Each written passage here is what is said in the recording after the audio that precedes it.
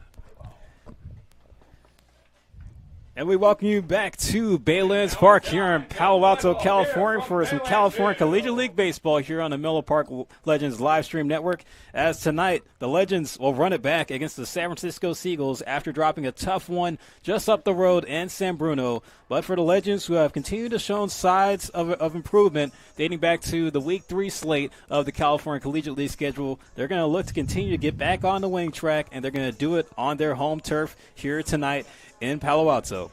And hello, everybody. Welcome to the broadcast. It's Philip Hall back on the call. Happy to be back with you alongside my partner, Spencer Tracy. And Spencer, we know that the Legends, they have had a string of games where there have been ups, there have been downs, but they're trying to stay right there in the middle looking for some consistency. Yeah, they're able to pile up the win column. They were winners of 4 of their last 7, and they were able to build a 2-game win streak, including their first win of the season. Took a couple steps back with 2 more losses, but then right back in the win column with 2 more wins. A tough loss last night in San Francisco, but still a well-fought battle, as you mentioned, coming from way back with a 6-run 8th inning to just lose that game by 3. But may I be the first to say welcome back to the booth, Philip. We missed you last week.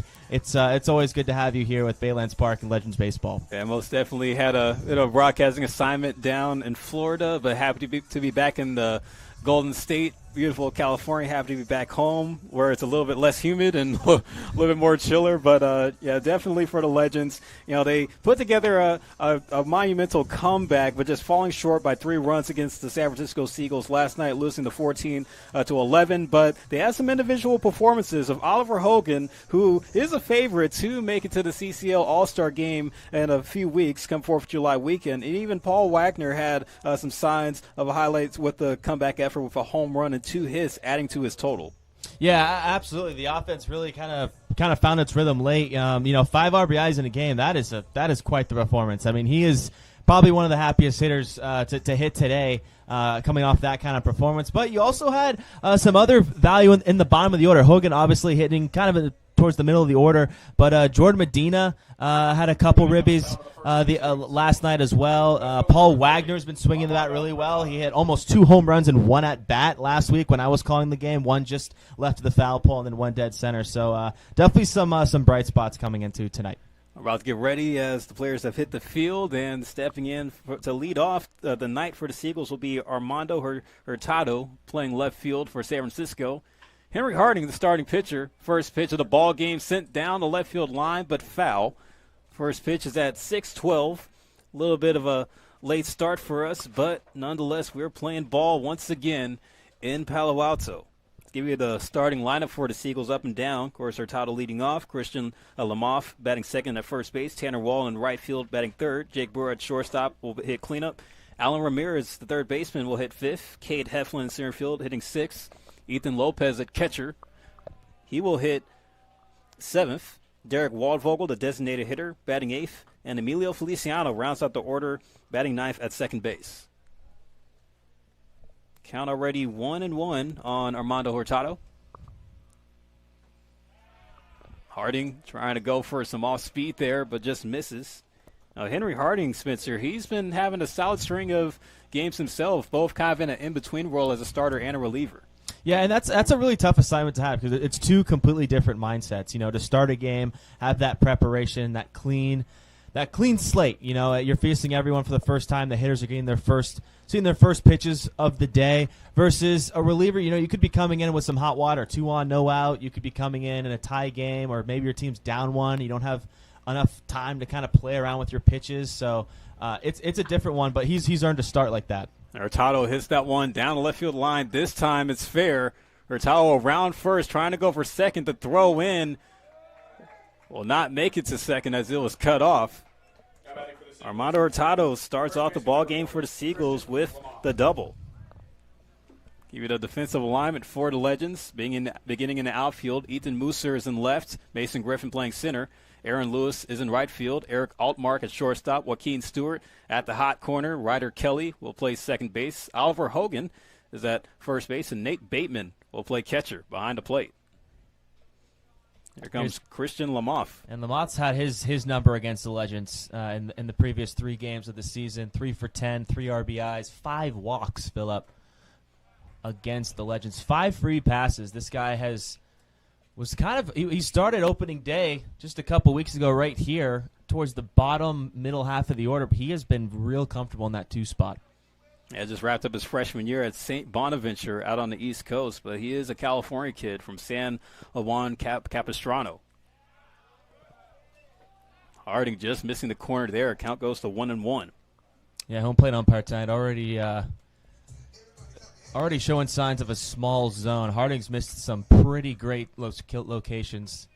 Some pitches he probably wants back. Swing and a miss for strike 2. Solid pitch there by Harding. Whereas Harding pitched a couple of nights ago, he contributed to that 4-0 shutout that the Legends had against the Seagulls on the road. Yeah, that's a big momentum swing. Get back in that win column. 1-2. Harding can't hit the spot.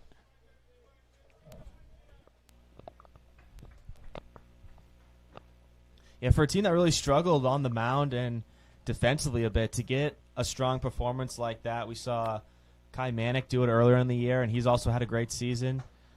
It's really it's almost like it's very similar to an offense struggling to score runs, and all of a sudden you get a big inning, or you put up 6 or 7 runs in a game. Like it builds a little confidence, and it's contagious to the rest of the pitching staff. So it's big for the win, but big for the team. See if Harding can win the duel here. He pauses on the pickoff and throw over to second, trying to hurry Hurtado back. And Eric Aldmark didn't have a firm grasp on that throw there. Yeah, had him on the leg lift move there. I don't think he was intending to throw that until he saw how far off Hurtado was. And Lamoth will work the walk. That's been his superpower against the Legends. 6th walk in 17 plate appearances. Well, Christian Lamoth, he's been a threat since coming out of high school, where he was actually a perfect game preseason All-American and was even ranked the number 43rd first baseman in the national ranks, and being a highest number 8 ranked player coming out of California. So probably one of the more polished prospects that the Seagulls have on their roster. Absolutely. Here comes Tanner Wall with 2 on for the Seagulls here in the top of the first. Yeah, if I'm Nate Bateman and I just had a quick chat with Henry Harding, I'm telling him not to switch too much up. But there's tip your hat to the Seagulls. They've taken some really confident takes early in this game, so it's not like he's all over the place. Harding with a double take the second, delivers home, and he'll miss the fastball outside. The Seagulls coming into tonight 4-12 in the California Collegiate League, last place in the CCL North. Of course, the Legends and the Seagulls right now, they're the bottom feeders of the CCL North Division, but still with a lot of time to try to rack up some wins and climb back up what is going to be a tight division race.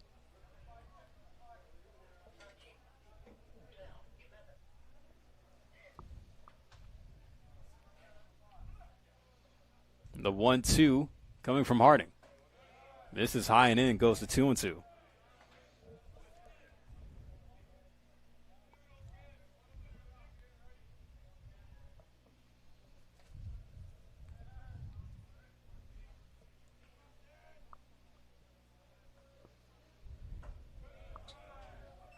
Harding not able to hit the zone there. Count goes full.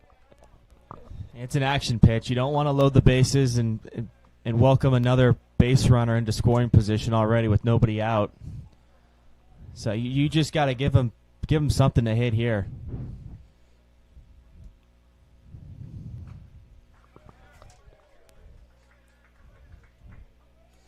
Tanner Wall able to get an extra life up there.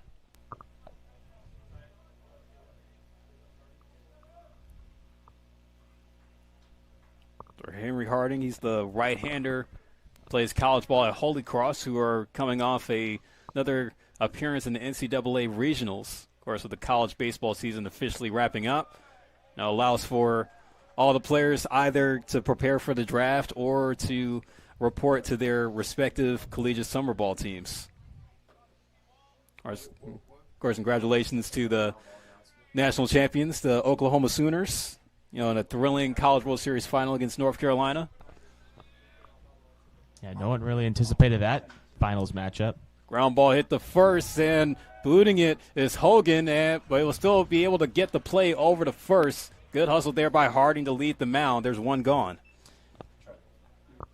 I mean, you really want two out of that. That's a hard hit ball right at your position player, but at the same time, an excellent job by Oliver Hogan not to panic, stay with it, and then Henry Harding, not an easy play by a pitcher to hustle over there. It was a foot race between him and Wall to first base, but he was able to good toss to receive it and still get his foot on the bag. Very difficult play to make. Here comes Jake Brewer with two Seagulls now in scoring position. Oh, look at strike one from Harding.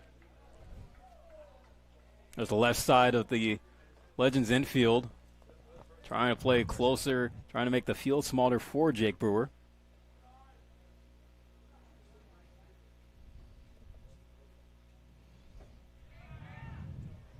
Good eyes there by Brewer.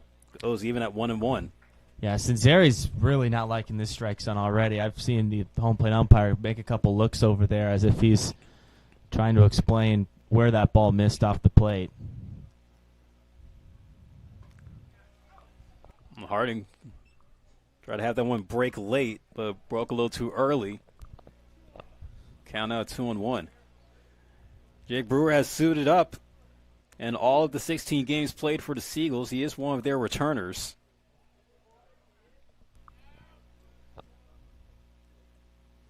Two one pitch. They check for an appeal, and they say yes on the swing. Needed that. Needed a little bit of help there. Harding trying to work his way out of a jam. Right now he's too deep into the mines. 2-2 pitch. Slow roller in front of home plate. Throw on to first will be in time. Solid play there by Nate Bateman.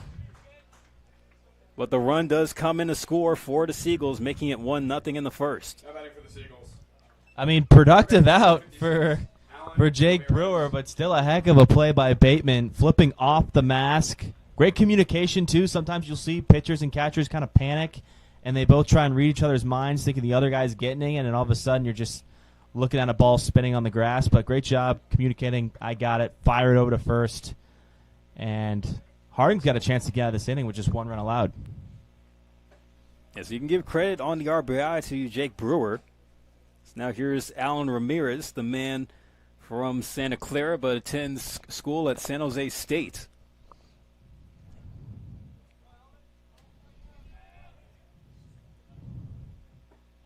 Nice breaking ball there by Harding in for strike one.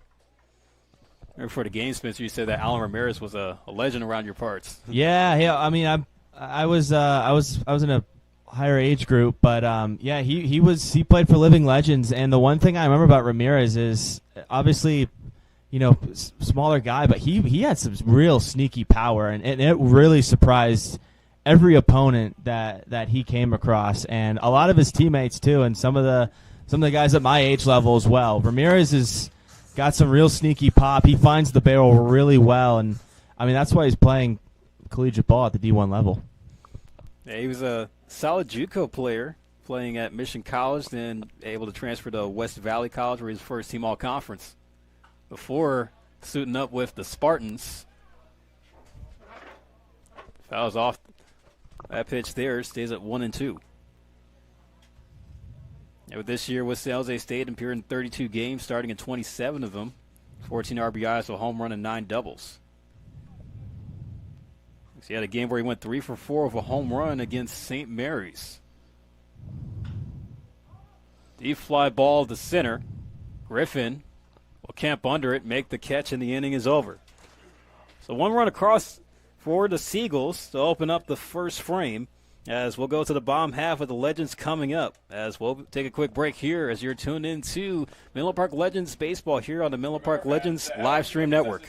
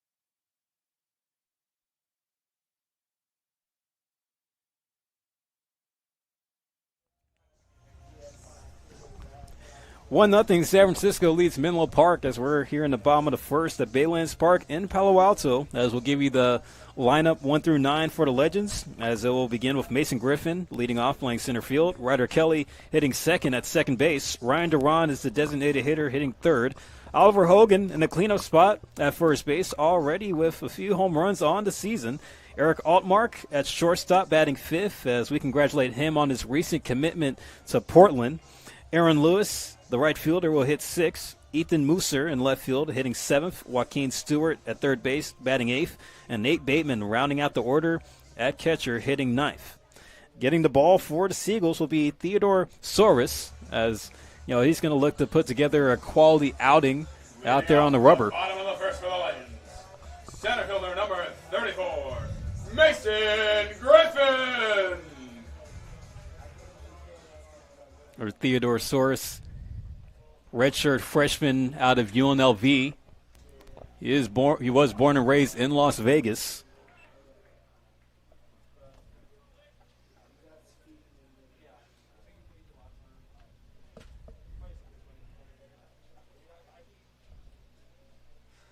Mason Griffin going to try to get the Legends going here on offense to work to get that run back. Take that one low for ball one. Count even at one apiece.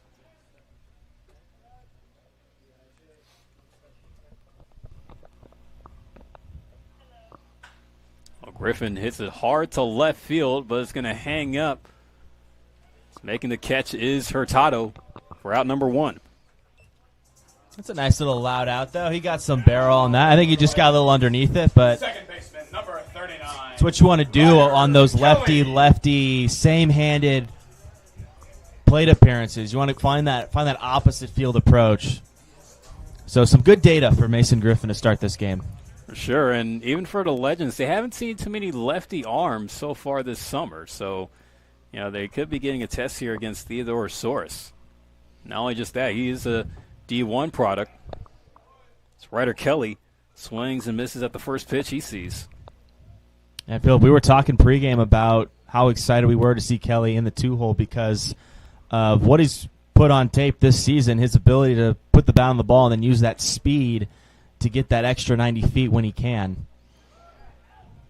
Whiffs at the first two offering there. Count goes quickly to 0-2. Yeah, but Ryder Kelly, he's shown some signs of being able to provide the gap power and the speed on base. Right now he's the team leader in doubles with 4, tied for 4th in the CCL. And he's gone on 3 pitches from Soros. Give it a defensive alignment for the Seagulls. Armando Hurtado in left field, Cade Heflin in center, Tanner Wall in right field, Jake Brewer at short, Alan Ramirez playing third base, Emilio Feliciano at second base, Christian Lamoff at first base, and Ethan Lopez behind the dish in the squat.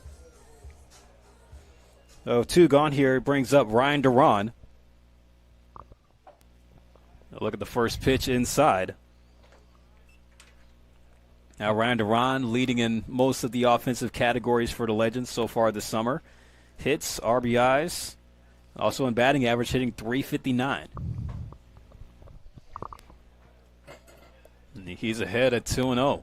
Yeah, for a team that struggled offensively to start the year, once they kind of found their ground, it was because of the discovery of how awesome Ryan Duran's bat is in that 3 spot in the middle of the lineup, and just an RBI machine. And that's just so impactful when you have guys like Kelly and Griffin, and even Aaron Lewis at times, who hit in those top 3 spots, top 2 spots, can get on base, and that's how you turn games around. Now he's going to reach on a 4-pitch walk from Soros, so the inning will stay open for the Legends, as they'll bring up the dangerous cleanup hitter in Oliver Hogan. How often do you see a 3-pitch strikeout followed by a 4-pitch walk, Philip? Not that often, I will say. Oliver Hogan right now on the season with 2 home runs, as well as also leading in slugging, OPS, and even surprisingly stolen bases as a first baseman. It's a hard over to third. Picked up there by Ramirez. Throw across the diamond in time to get Hogan to retire to side. Runner left on, but nothing doing for the Legends, as we'll go to the second frame with the Seagulls still leading 1-0 here in Palo Alto.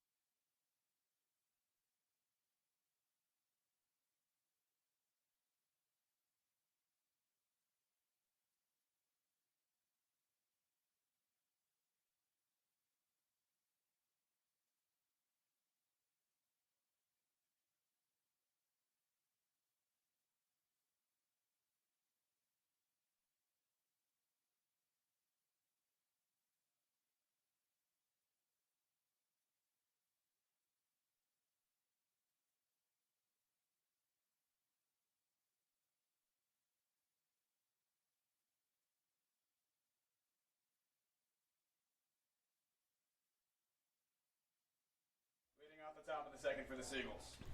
Center fielder number 20, Cade. Over the Seagulls, it'll be Cade Heflin, Ethan Lopez, and Derek Waldvogel due up for the Seagulls beginning the top of the second. So Henry Harding looking to try to keep some traffic off the base paths this time around. Seagulls were able to get one run across off of a ground out after the Seagulls reached via a double and a walk.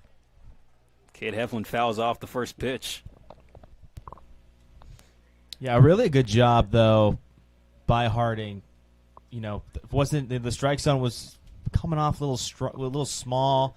Leadoff double followed by a tough walk.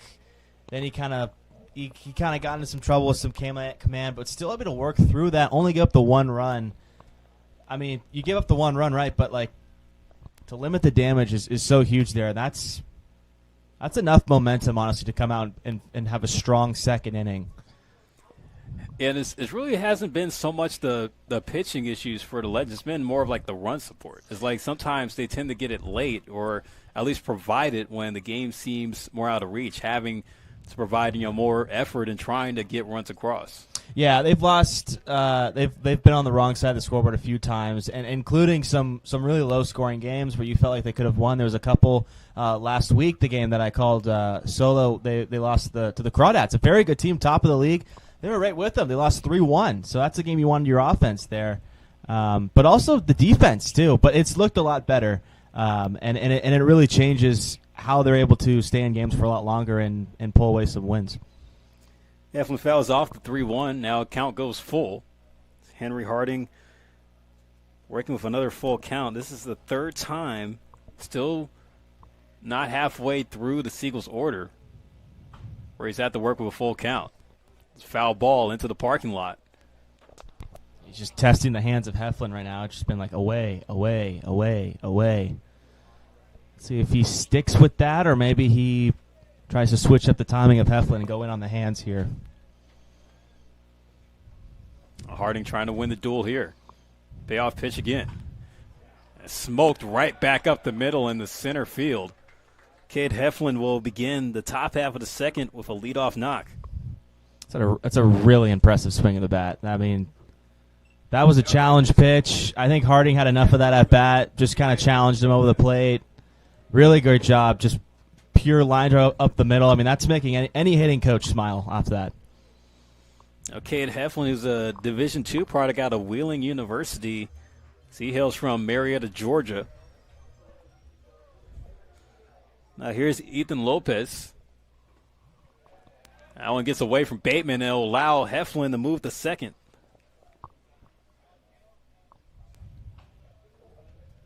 Henry Harding saying, here we go again, as the Seagulls able to work their way into scoring position early. And one thing I did talk to Kai Manick, again, bringing up that performance that we were able to call a couple weeks ago, was he escaped a lot of these jams in his 2-run outing, and he would remain calm in these situations. And I think Harding's going to have to dig into that kind of mindset of just trusting the pitch calls, trusting the coaches, and then trusting the 7 guys you have behind you in order to help you get out of this mess. Ethan Lopez, he's committed to go to Utah Tech, so he's going to be a D1 product out of College of San Mateo. So he lines that one into right center field over the head of Kelly. Heflin gets the stop sign at third as he'll be held up. That was a bit of a cautious hold there, a late stop sign by the third base coach. Almost had Heflin fall. Now batting for the Seagulls. Designated hitter. I think he would have been in there, Phillip. Yeah, it was a late break. Looked like he was about a quarter between third and home, but yeah, like that late decision stop sign to hold him at third, when there could have probably been a chance, but with the way that ball was hit. Yeah, absolutely. I mean, Kelly kind of made a leap at it, so you got to honor that attempt to make it and, hit the brakes at second, but also no outs. So there's 3 outs to get out of this inning, so no reason to make the first out at home plate.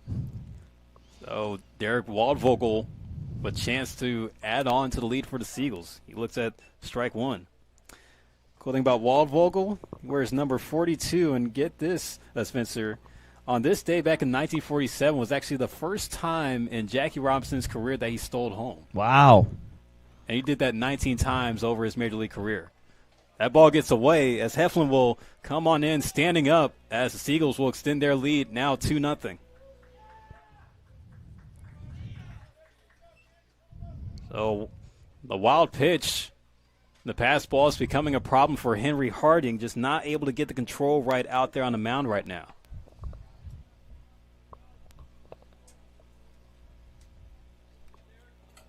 It's another reason why you don't want to gamble sending a guy home with no outs, because you never know. You never know when something like that's going to happen, and they'll just grant you home plate. So worked out well over there. Pitch runs inside, goes to 2-1. Okay, Eflin, not exactly pulling a Jackie Robinson stealing home there, but still, got always a risk to try to score from home on a play like that. Yeah, you know what? In Little League, I thought that was stealing home. So what, maybe. Count even at 2-2 now on Waldvogel. Zone has opened up a bit, Phillip. I think there's been a couple strikes on the outside corner that weren't there for Harding in the first inning. Everyone's got to warm up a little bit, right? That's for sure. Call it strike 3. Harding delivering an off-speed pitch there, and Waldvogel gives the home plate umpire a nasty look as he walks back to the dugout. For the Seagulls. Second baseman number 7, Emilio Feliciano. The Waldvogel with the backwards K in his back pocket goes down with 1 out, bring up the 9-hitter now on Emilio Feliciano.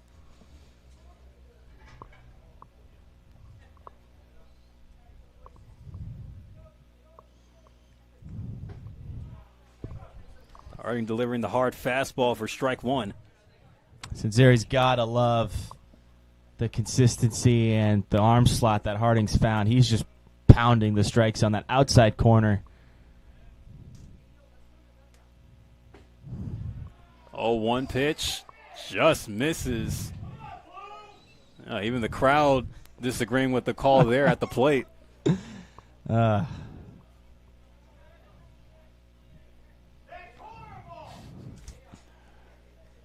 And you got one fan just in front of us letting the home plate umpire have it. The 1-1. Swung on and fouled off to the right. We get some fan chatter from time to time ever since moving to Baylands Ballpark, but it's been a little louder to start this game over. Yeah, that's one of the perks with here being at Baylands. We've been seeing some good crowds so far this summer, and even hearing the volume of the fans' reactions. Absolutely. 2-2 now on Feliciano. Emilio Feliciano, he suited up with the Legends last summer, whereas, playing underneath Nick Sinzeri, was able to get himself to a D1 program at Coppin State, now on the East Coast. Count now goes full on him. With Feliciano being the 9-hitter here, you do have a free base, and with one out, it wouldn't hurt to put Feliciano on. But with the top of the order coming up, I think Harding just wants to go at him. Harding make a phantom move over to second, trying to keep a close eye on Ethan Lopez. Right now expecting Lopez to run. Not a huge lead at second. The pitch home. Great in spot. there for strike 3. So Henry Harding able to get 2 outs for his own sake, turning both Derek Waldvogel and Emilio Feliciano into window shoppers, as they're not able to cash in to make it a 3-run game. But it's back to the top of the order with Armando Hurtado, who's already doubled in the ballgame and came around to score the first run.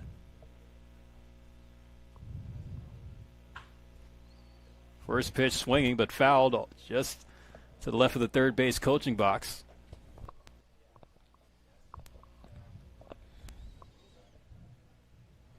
He's gotten that slider a few times now. All tapped. 2 of them tapped foul down the third baseline. That one was kind of flipped over down that left field line for a leadoff double. He's got him on that front foot, though. Hurtado out early again. Count now goes to 0-2.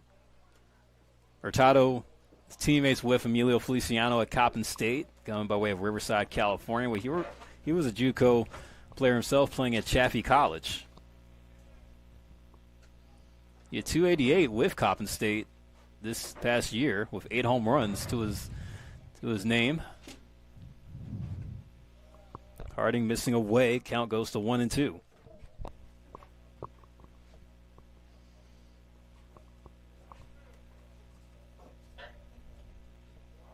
Hurtado, the interesting combination, playing both catcher and outfield. Of course, tonight he's starting in left field. Breaking pitch just runs in.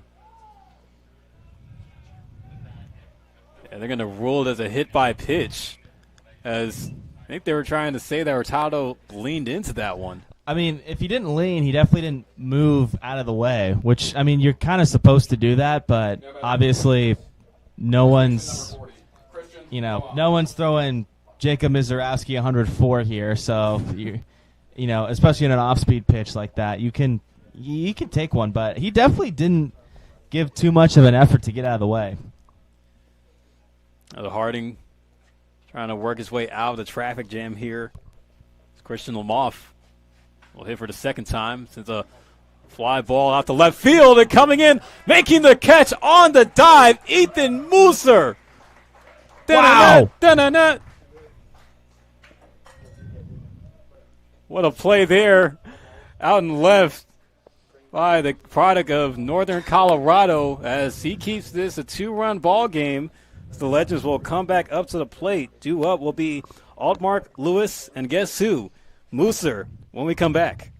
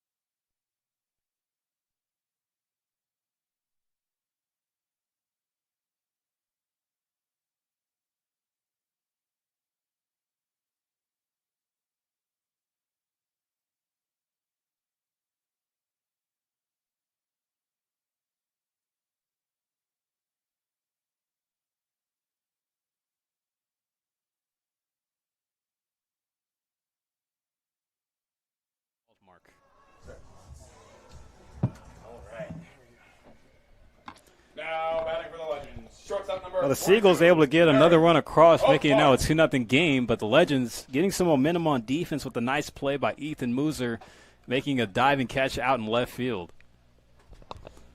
Eric Altmark will lead off. A huge gamble. I mean, that ball gets by him on the left field line, and Seagulls are going to be flying all over the place. And that's at least a run. Huge play. Altmark.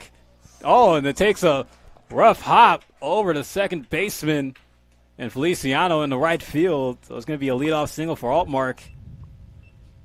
I mean, that one looked like it had a chance to get through on its own, but the Baylands infield dirt definitely gave it a little bit of a push to get through. Nice little hop there.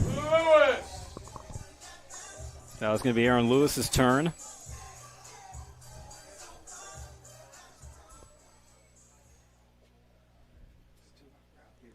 Aaron Lewis, right now, he's the team leader in on-base percentage at .464. Shows bunt, pulls back, but is called a strike. Love that. Why not?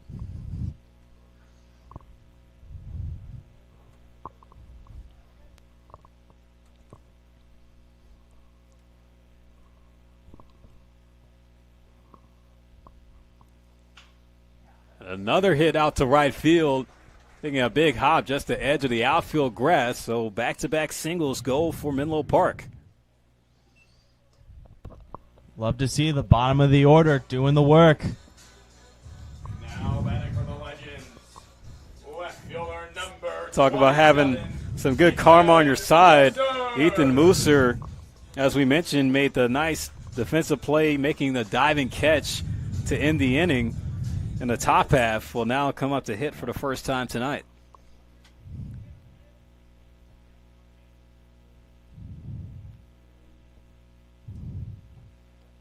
Lays off the first pitch, misses in the dirt for ball one. Ethan Mooser, he does come from Ontario, Canada, but attends college at Northern Colorado.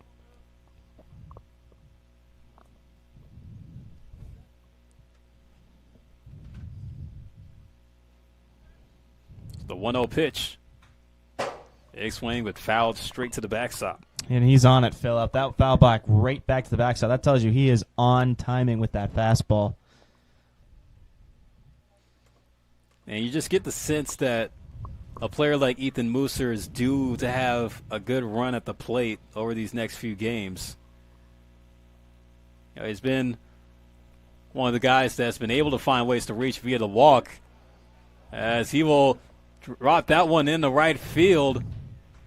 Now, Tanner Wall staying busy out there, but hasn't been working to his advantage, as now the bases are loaded for the Legends.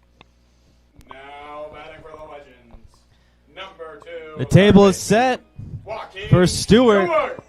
I mean, you just got to execute now. I mean, at first you're thinking, let's build on a rally, a couple hits, and now you think the table's set, and you got to execute here in the bottom of the order, because then you got the top of the order coming up, and that's where you can really make this inning snowball.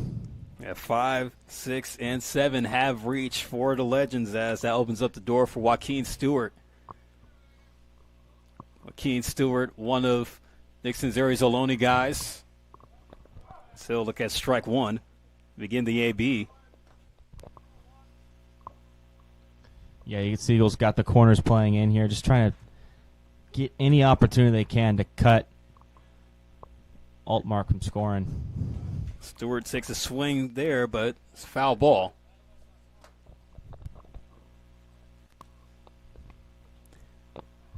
And Joaquin Stewart for Ohlone this year was a .365 hitter, driving in 57 RBIs, so he's trying to see if he can even up the score here with one swing.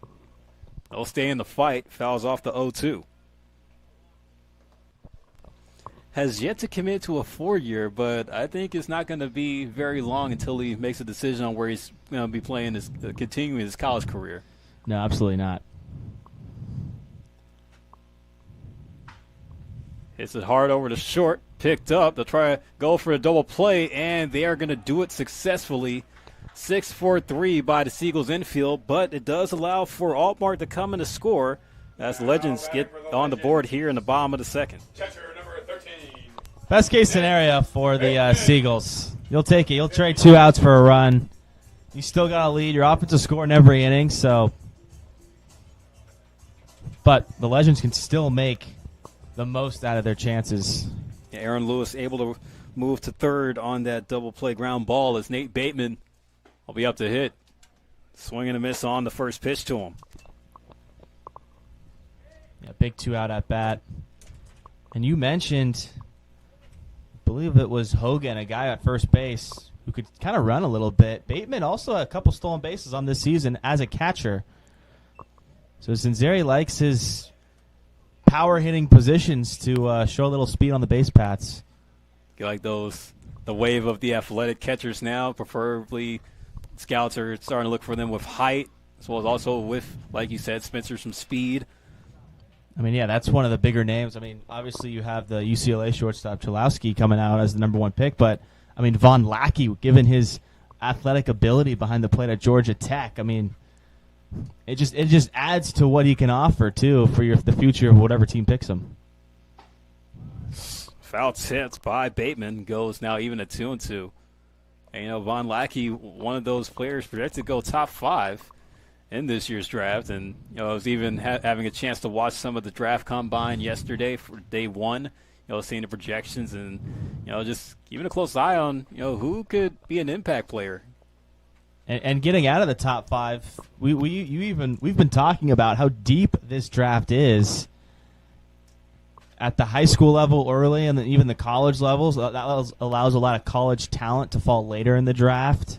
Teams strategically picking different players. Bateman cues it over to the right side, and it will get underneath the glove of Feliciano, as that is going to tie up the game at 2 apiece. That's what they call a line drive in the books, Philip. I'm writing that down, 1B with an RBI, and to someone just joining this game, that looks like a line drive up the middle. How about that? Keeping it simple, put the ball in play, 2 strikes, see what happens. That's a feel-good moment for Nate Bateman. Yeah, the D3 product out of University of Puget Sound getting it done, and even his high school ball at Bellarmine. Mason Griffin with a line shot to center field, and Bateman was running on the pitch as he'll advance over to third. Runners at the corners now for the Legends with a chance to get in front. And this is looking like this eighth inning Legends team where they got the rally going. They didn't care that they were down. They just, next guy after the other. No one wants to be the third out of the inning. And Mason Griffin able to back up the offense at the top of the order after he flew out to left field. And now it's going to be Ryder Kelly's turn, as we're going to get a mound visit here. And I'm sure for head coach for the San Francisco Seagulls, Mark Caviglia, trying to see what's going on with his hurler and Theodorosaurus right now. Yeah, how about the Legends, too? 3 hits from left-handed hitters in this inning as well, using the right field approach. Gotta love it if you're Nick Cinzeri and that coaching staff. Whereas the Legends, they want to be more aggressive at the plate. They want to, not have to work so hard late in games to get that run support for their pitcher. They want to make sure to get it done early. So Ryder Kelly, who struck out his first time, will come back up to the plate with the go-ahead run now at third. And he's happy to see a ball there. He's struck out on 3 pitches.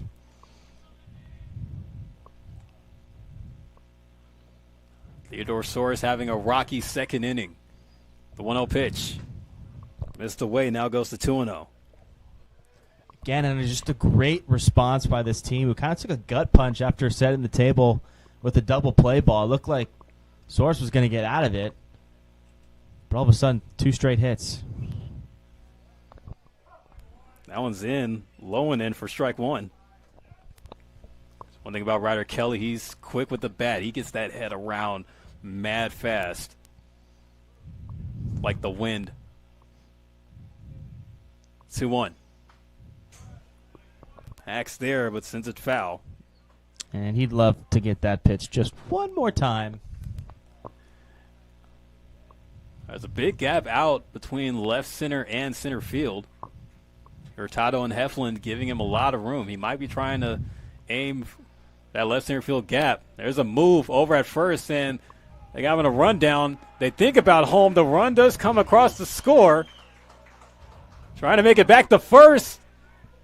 And not able to is Griffin. But that will end the inning. But that run does still count for the Legends. As Mason Griffin was in the pickle. That was able to allow Bateman to come in to score. As the Legends will go to the third inning of now a 3-2 lead after getting it done with the bats there, Spencer. Yeah, we've seen that play before, too. We've seen Cinzeri use his base running, which he's loved his guys to do. We've seen him use his base running before in order to create some runs, and we saw that exactly happen there. That play was planned. Charlie, so we're doing. That's 3 runs on 5 hits for the Legends in the bottom of the second. We'll take a break, and we'll be back for the third here at Baylands Park.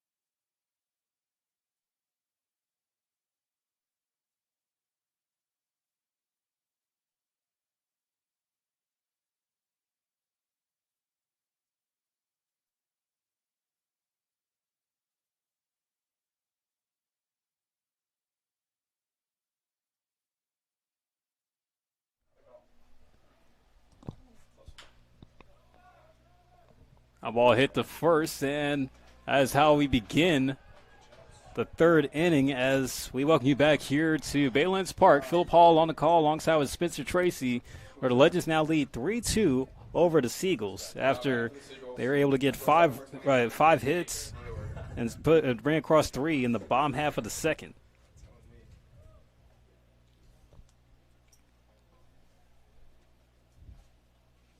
Tanner Walls swings at the first pitch, grounds out the first, as that'll bring up Jake Brewer. He'll get an RBI on a ground out his last time up.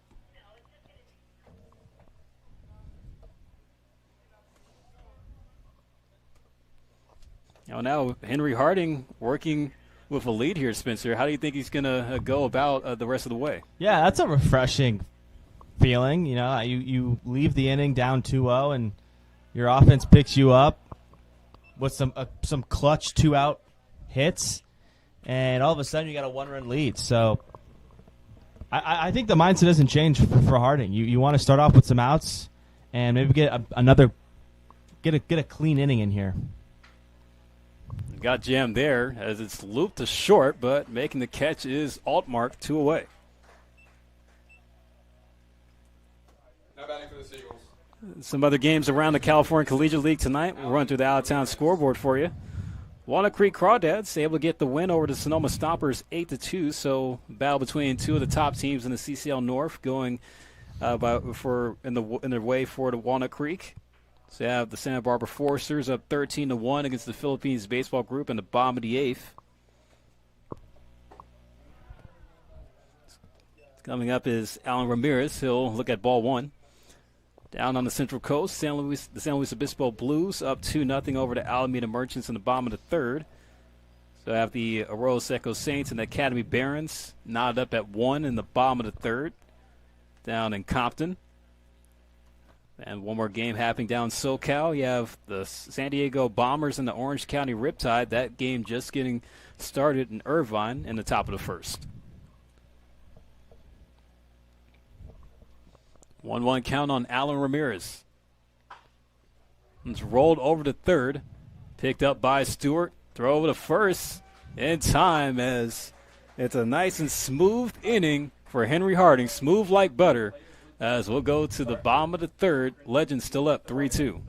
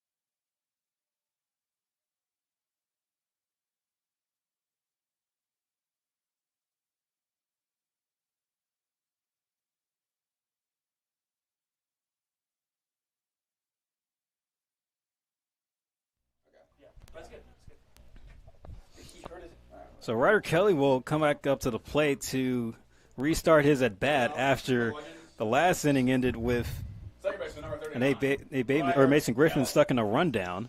But it did allow for Nate Bateman to come across the score, the go-ahead run for the Legends. Yeah, they disguised it a little bit with Griffin taking a enormous lead at first base, almost forcing Soros to make an offer and pick off, and then immediately just kind of getting in a rundown. You could kind of tell it was scripted the second the rundown began. But a phenomenal job by Griffin to stay in the rundown long enough to just make it easy for Bateman to score. Kelly down 0-2 here to Theodore Soros, who remains in the ball game after having that rocky bottom half of the second. The 0-2 pitch to him. Kelly with a big swing, popped up on the first base side. Oh, and losing it and stumbling to the ground is Christian Lamoth. Kelly gets another life. You know, there is a bit of a dip on the first base side in that foul territory zone near the first base coach's box. So the Seagulls having to play with the elements a little bit with some uneven surface here at Baylands Park. Kelly sends another one to the right side. This one is going to stay in play. Coming in to make the catch is Wall.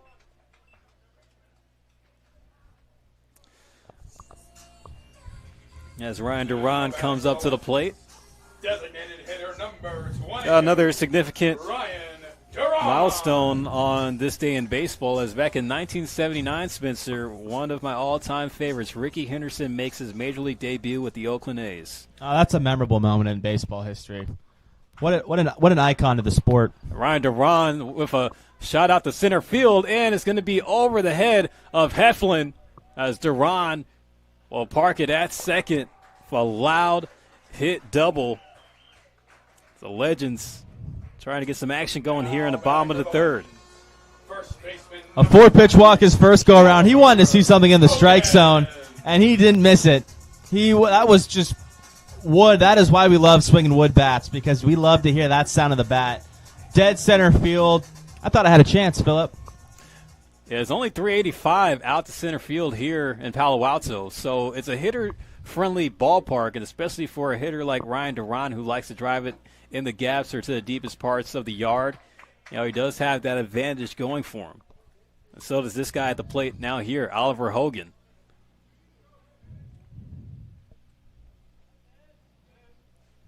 Oliver Hogan, his last time up, he grounded out to third. Looks at strike two. And, of course, we remember back on opening night, right at the beginning of June, it was Oliver Hogan who hit the first home run of the season for the Legends against the Seagulls. Yeah, left center field. I believe it hit the yellow, like the top of the fence. Just kind of squeaked out. But it's a testament to how forgiving these field dimensions are, this offensive park.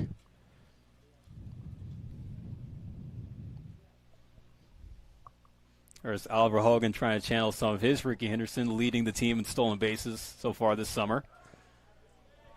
Really good take. Wow, that was gutsy by Hogan. Of course, going back to talking about Major League debut for Ricky Henderson on this day in '79, hit a single, a double, and had his first of many stolen bases in what became a record-setting career in the stolen base category. Hogan fouls it off, stays in the fight at the plate. Count remains at 1-2. I wonder how many people at the time knew that Ricky Henderson was going to steal 1,000+ stolen bases. It's probably count them on a hand, Philip. Probably all share the last name Henderson. Nobody's catching that. Put that on the record. That's it. Yeah. Yeah, nobody is catching Ricky Henderson in the stolen base all-time category. I mean, shoot. Imagine what that guy could have done with the expanded bases that we play with now. Oh, my God. Still would have been a beast. Not even a challenge. 2-2 pitch, hit out to left center field. It has some distance, and it's just going to be off the wall, barely getting out the park, but it's enough for Ryan Duran to come in to score as Oliver Hogan trade places with him to make it now 4-2. Yeah, and he's going to get some weight room comments by his teammates. That one was about just a couple feet below the yellow. I mean, I thought it was out just like Duran's was off the crack of the bat. We all kind of had some hairs stand up on the back of our necks after that crack of the bat, but just a couple more squats, and that's he gets to just walk around the bases.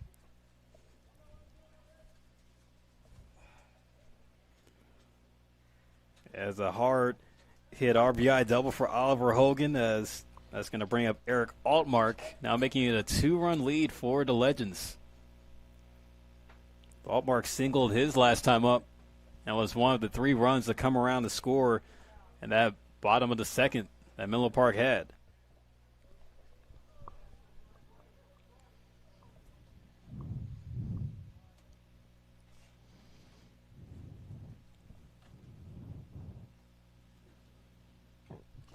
That one goes to the backstop as that will allow Hogan to move to third. So wild pitch allows for a 90 feet advancement for Hogan. Legends with a chance to extend this lead by 3. See if Eric Altmark can get the job done. Yeah, the infield in, the approach changes. You're probably looking to get something in the air now. Altmark swing and a miss on the 2-0.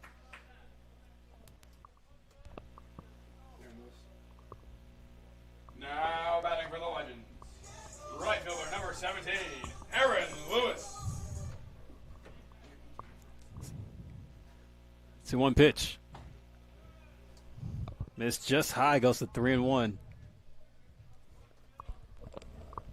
Good take.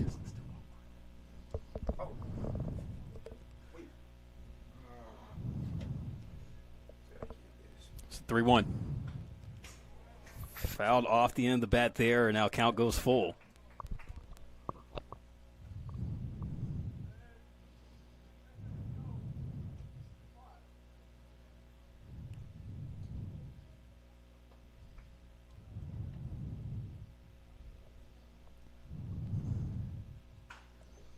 Altmark sends it out to left field. It's going to hang up. Hogan will tag. The throw home is going to be short. Altmark able to get the job done on the sac fly to now make it 5-2 Menlo Park. I thought that was going to fall, but I forgot how much Hurtado loves to just hug that left field line. Played that beautifully. Great approach by Altmark, though, to get the fly ball, get the sack fly. The base is empty here for Aaron Lewis as it's been another productive inning for the Legends. Able to get 2 across this time.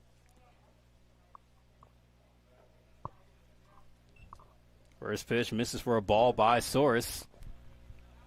There is an arm getting loose down the left field line for the Seagulls. I think Mark Caviglia is going to have Soros go the rest of the way this inning before he makes the change. Yeah, Legend seeing Soros a lot better this second time around the order. It's popped up over near first base. Lamoff able to make the play there as that will retire the side. 2 runs across for the Legends off of 2 hits, 2 of them being doubles by Duran and Hogan. Then a sac fly by Altmark follows as they extend the lead now 5-2 as we go to the 4th. As you're tuned in to Menlo Park Legends Baseball here on the Menlo Park Legends live stream network.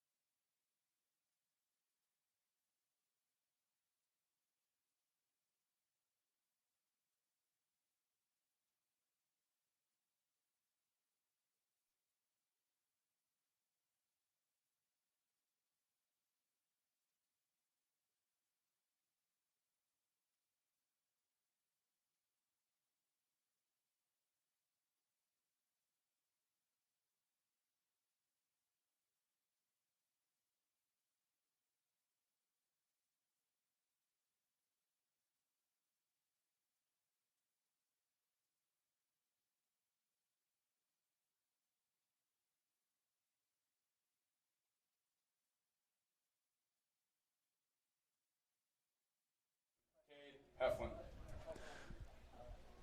So Henry Harding's day is done as Ty Claflin will be the new pitcher coming on for the Legends. And now a 5-2 game. The fly ball hit to right. It's going to be a can of corn for Lewis. Still retired Cade Heflin. Now batting for the Seagulls. Catcher number 30, Ethan Lopez. Picking up right where Harding left off. Retiring 6 of the last 7 batters. A solid outing for Henry Harding as he leads with the lead. Ethan Lopez looks at ball 1. Titus Claflin, the redshirt senior from Cal State East Bay out of Livermore.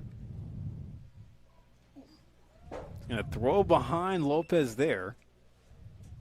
Gotta watch out for that bat, Lopez.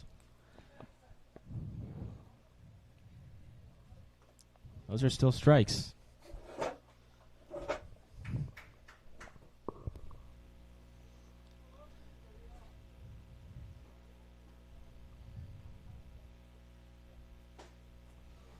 Claflin able to pound the zone that time.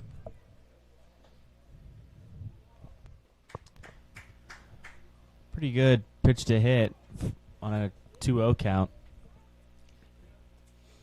Lopez singled his last time up in the second. 2-1, just a little bit upstairs.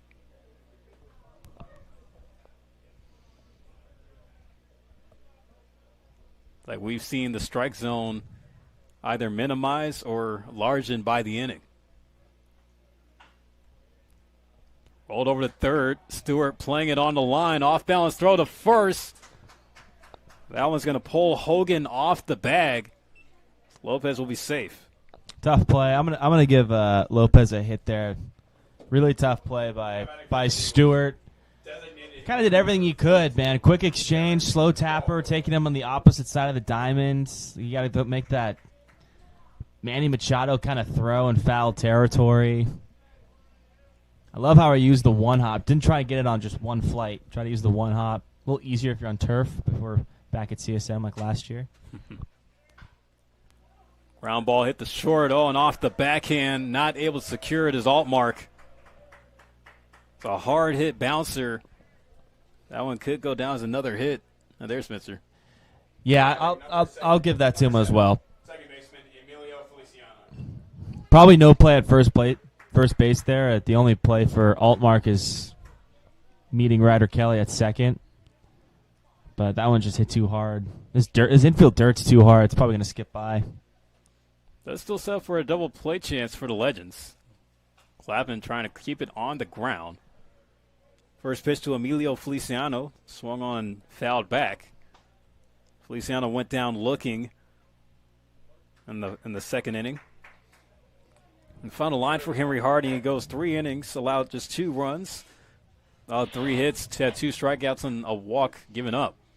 This play easier for Altmark. There's one at second. Kelly on the first in time. That is how you recover off of a misplay. As Eric Altmark able to get the 6-4-3 twin killing started to end the inning. Ty Clappin able to get out of that one as it remains a 5-2 game. We go to the bottom of the 4th here in Palo Alto.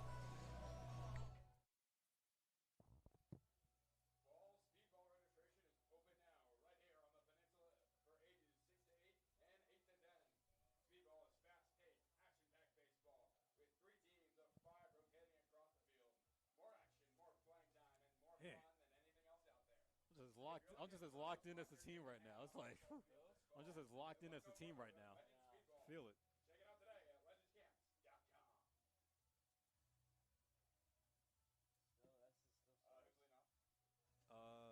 It's you got Ethan Mooser. Yeah, Ethan Mooser leading off. So 7, 8, 9 due up. Yeah, it's still Source out there.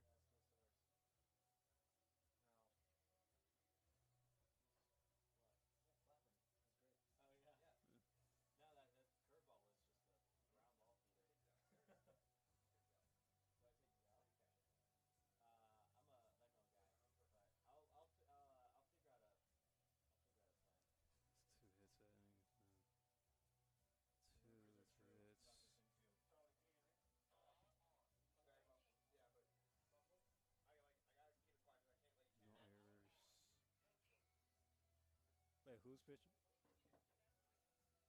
Okay. You got Ethan Mooser. Yeah. Two runs on.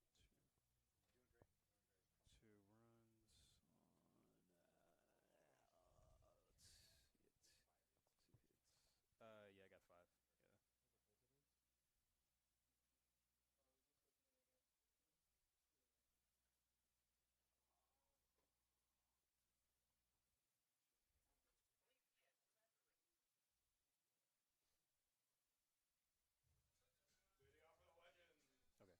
Left fielder number 27, Ethan Mooser. Bottom of the 4th with the Legends up 5-2 on the Seagulls. Ethan Mooser will lead off. He'll look at ball 1. Theodore Soares going the 4th inning here. Part of a well-played game so far for Menlo Park here tonight, Spencer.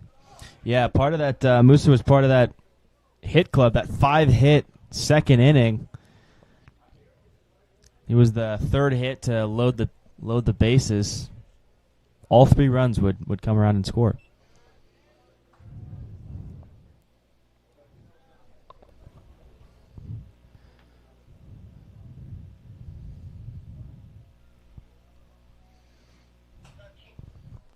Mooser goes for that one high. It's funny. You got the left side of the infield that's kind of shaded. Not a huge lefty shift, but shaded more towards up the middle. Even Cade Heflin, center field, is a couple steps to the right side of the second base. But Armando Hurtado is got like a friend on the left field line or something. He's playing. He's really opened up that left center field gap. Like it is. It is a. I mean, that is a journey. I might have met a ladybug over there near the foul line. Yeah. He wants to be in the sun, but I don't know. The whole outfield has got sun. So who wins the duel here between Soros and Mooser? Mooser, hard ground ball to first, but nice backhand by Lamoth. He'll step on the bag for the first out. Now batting for the Legends, third baseman number 2, Joaquin Stewart.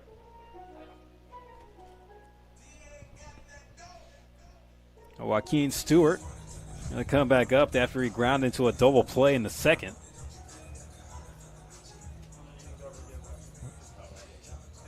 He saw 4 pitches, and he put wood on all 4 pitches. Looking to find a hole here this time around.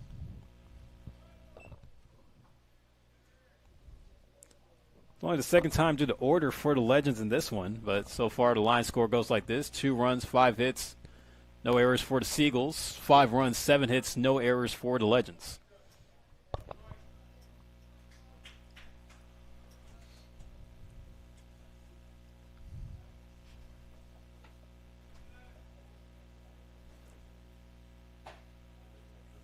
Two-0 taken high.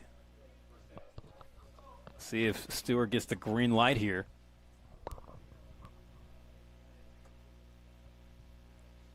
Three-0 pitch. It's a 4-pitch walk given up by Soros. Now batting for the Legends. As that's only his second walk allowed on the game, but both of them have been on 4 pitches. Yeah, I was gonna say that's not the first time I've heard that 4-pitch walk called tonight. Had Duran do it in the beginning of the first inning. But hey, you'll take a base runner any way you can. There's Nate Bateman. He was able to deliver with the RBI single during the 3-run rally in the second. Seems like the strike zone's now getting tighter for the southpaw out of UNLV. Yeah, that's 5 straight for Soros.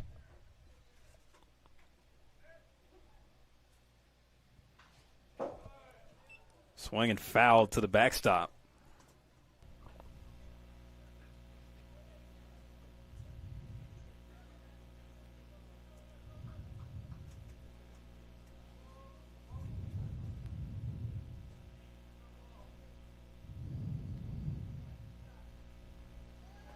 Move to first. Stewart taking off for second. The throw is in time. Joaquin Stewart caught stealing on the pickoff attempts by Soros. So now the bases are empty. Yeah, he's going first move there. So whether he's picking over or going to the plate, he's just trusting his legs to beat a game of catch between Soros, Lamoth, and Brewer, and just tip your cap to them. They did a great job. Well, Bateman putting the bunt down there, but just left of the baseline.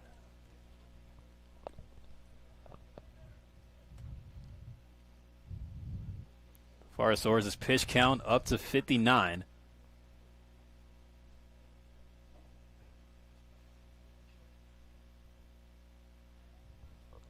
Pardon me, make that 60. Count now 1 ball and 2 strikes.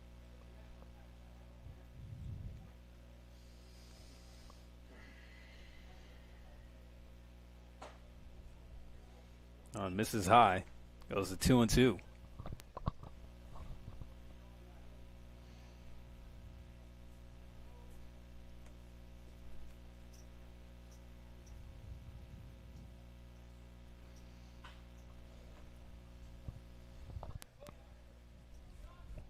Like Bateman has a nice slow swing. He's kind of just more of like a bats a ball kind of hitter. I was going to say his 2-strike swing and approach really changes once he's kind of down to his last strike. We saw him get that single as well with 2 outs. Owens flared to center field, and it will fall in for a base hit. Like that's what that does for you. Like he's really just challenging the defense and just putting the ball in the right spots. 2 hits tonight. One just just rolled by Feliciano at second base, and then the other one just falls right in between Feliciano and Heflin in shallow center field. But at the end of the day, the batting average and on-base percentage are going up. So, I mean, you can't complain with 2 hits. Yeah, 2 for 2 on the night for Bateman. He's definitely been locked in that 9-hole. Of course, you love to have your squad be filled with hitters that could get done at the bottom of the order. Yeah, double leadoff man. Bateman taking off for second as he'll get in standing up. They'll give him a stolen base on that pitch. Mason Griffin, who didn't waste any time in his last AB as he hit a line drive single to center on one pitch from Soares. He has a chance to try to drive in Bateman. Just a 1-0. He's missed in the dirt. Goes now 2-0 for Griffin. Good work by Lopez there, not to give Bateman a free 90 feet. Keep him at second. A 2-out jump, though, with Bateman's legs should give the Legends a pretty good chance at making this a 6-2 ball game.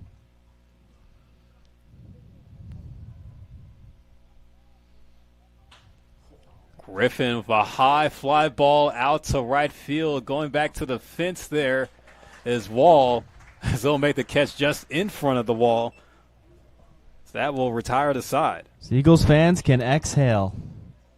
Yeah, they sure can. As it remains a 3-run game as we go to the halfway mark, that being the 5th inning, as we'll be back with the Seagulls back up to the plate. It will be Hurtado, Lamoth, and Wall due up.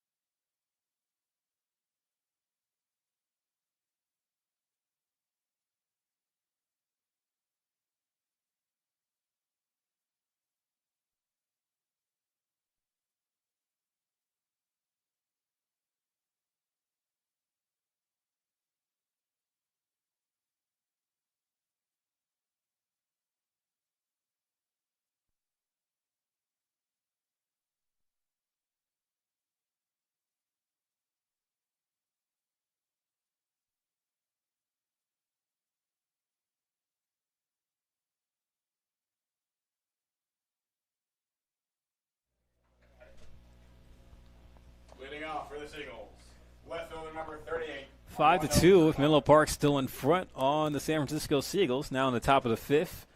Armando Hurtado will lead off as he has doubled and was hit by a pitch in this game. Titus Clappin gives him the first pitch strike to open up the inning. Now you just look at the compare and contrast to the Seagulls and the Legends, Spencer. So far tonight, the Seagulls have been 2 for 9 with runners on base. Yeah, it's been the difference of this ball game. That'll be the difference of a lot of ball games. That right there can tell you who won and lost the game.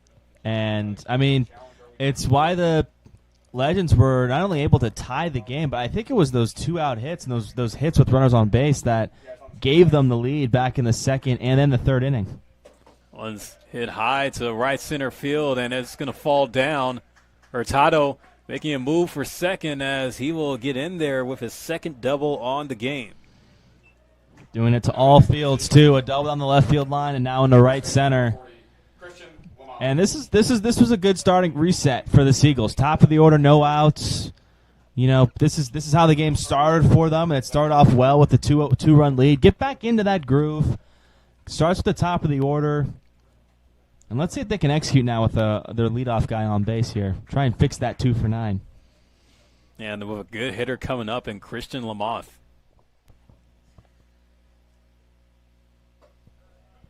Lamothe will take ball one high. Quick move over to second. As Clappin trying to keep a close eye on Hurtado. Yeah, but the Seagulls tonight, they're 1 for 8 with runners in scoring position, so haven't been able to get the job done much at the plate. Breaking ball from Clappin just misses. And that had to have been low because I don't know where that would have missed otherwise. McClappin's gotten a handful of ground balls. He got a handful of ground balls last inning from that curveball. He's dancing over there at second as Clappin able to get it right back. Count now goes to 2 balls and 1 strike.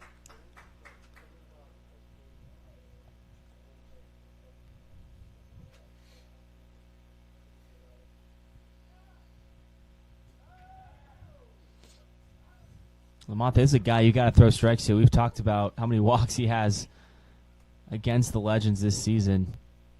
So if you want to get him out, you got to throw him strikes. He won't get himself out too easy. Yeah, Lamothe is 0 for 1 on the game. He has walked and has flown out to left. Of course, remember the nice web gem play made out and left by Ethan Muser.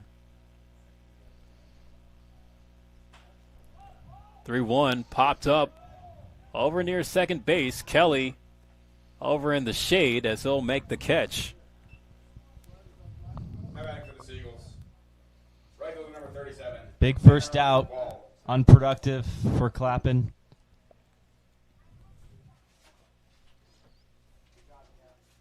It's not really a pitch that a hitter like him would try to go for. That one was high and in the zone. Yeah, he must have been sitting on it if he was going to go after that. He must have been sitting on something up, or he was thinking fastball the whole way. That would be my only reason as to why he would attack that pitch. Because, 3-1 count. Very good plate discipline from Lamothe. But Tanner Wall, another really great season, another great Seagull hitter this season. So let's see if he can make some damage. Wall 0 for 2 on the game. Swung on a miss. Solid pitch there by Clappin. Count 0-2 for Wall. He's actually on a 5-game hitting streak coming into tonight as the Pepperdine commit, hitting .368 over his last 5 games. Not going to do much there as he goes down on strikes. Big strikeout. That's back-to-back. That's a great response. Back-to-back outs, unproductive outs. Now batting for the Seagulls. With the leadoff double.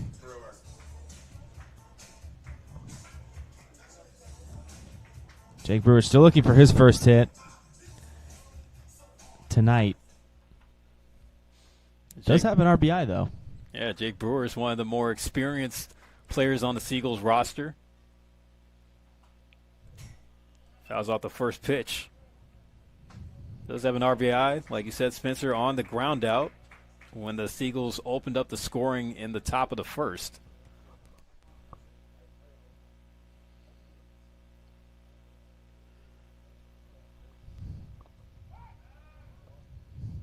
Yeah, he hit it about 10 feet out in front of home plate. Just enough to get his buddy on second base, Hurtado, to score. Dropped in for strike 2. This is Brewer's 3rd summer with the Seagulls. It was always cool to see, the summer teams have a retention rate to bring back the same players.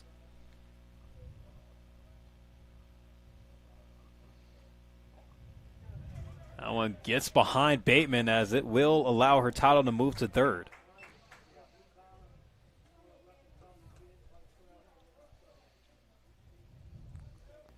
Your focus right now, if you're Clappin, still on Brewer, especially ahead in the count 1-2. His money pitch tonight has been his curveball. I'd expect him to just go with his pitch, go with his best friend. Fouled off to the right. Fastball almost worked there, too. Jake Brewer played JUCO ball at Kenyatta College out in Redwood City. Now he's at the 4-year level with Cal State Monterey Bay.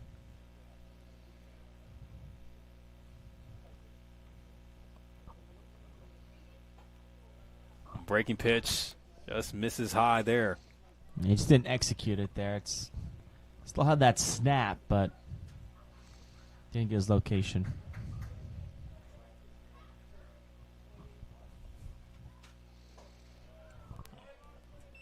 Clappin giving him the same stuff, but not able to hit the zone.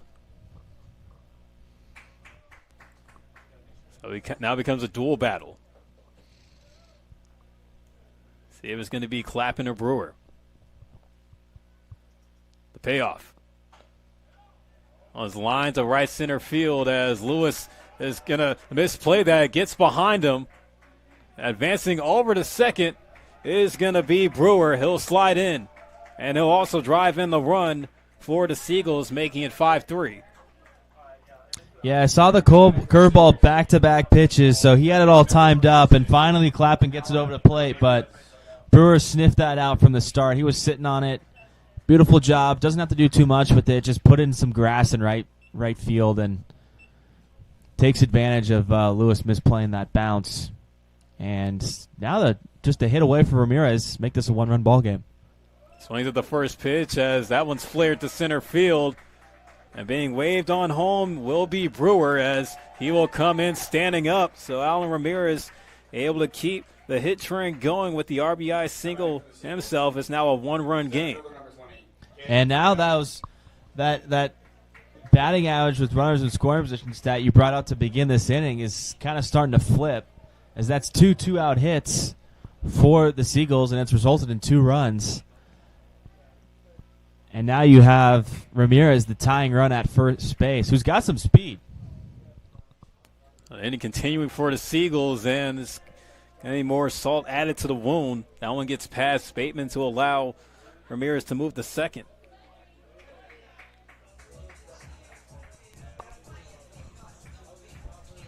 And this is where the mental toughness of a baseball player is challenged, on the bump especially, but just as a team. You had just 1 out away from stranding runner on second, and now all of a sudden you've been thrown some obstacles here to work around. So Clappin's just got to work through it. Kid Heflin ahead at 2-0. Singled and flown out to right in this game. He now has the tying run at second in Ramirez.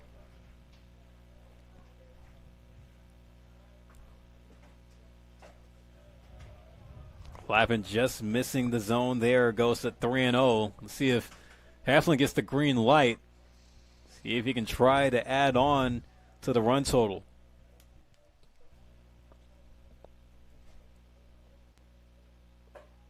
He takes all the way, and it will be ball 4.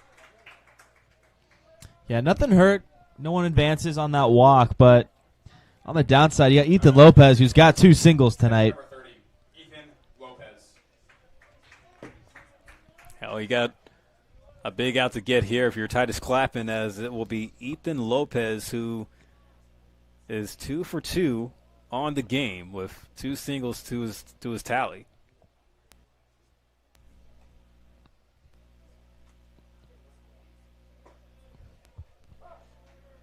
Clappin brings the hook for strike 1.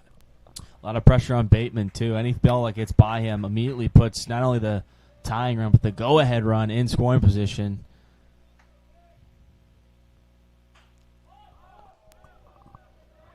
Hit high out to shallow right field. Lewis coming in with a slide to make the grab. It looked like a routine play, but he just kept coming in and in and in. But, man, you will take it. A big play made as it helps keep the Legends in front. But the Seagulls are able to answer with 2 runs off of 3 hits in the top of the 5th. The Legends will work to get those runs back with 2, 3, and 4 with Kelly, Duran, and Hogan due up when we come back.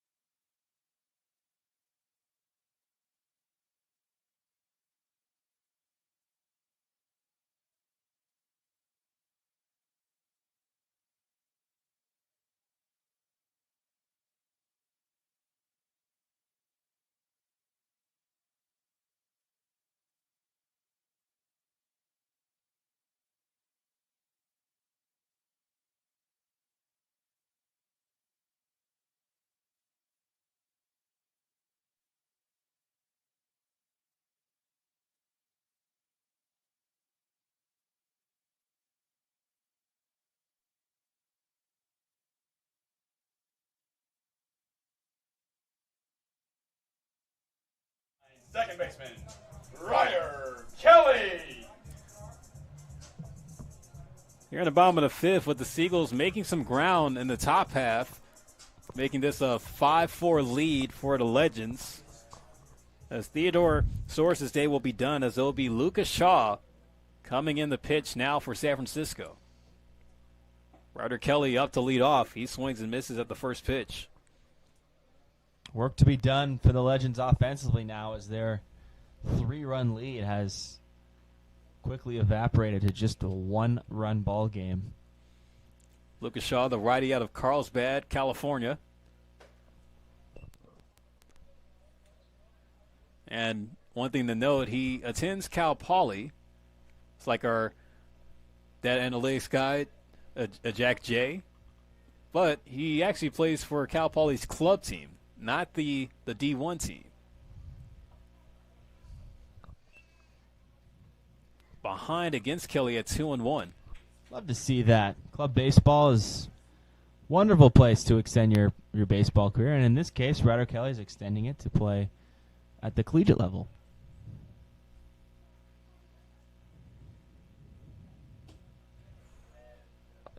Kelly holds up on the swing. 3-1, Lucas Shaw. Believe it or not, there's actually club stats where he appeared in 7 games with 3 starts, but 3.78 ERA and a 1-0 win-loss, recording a save over his time with the Cal Poly club team.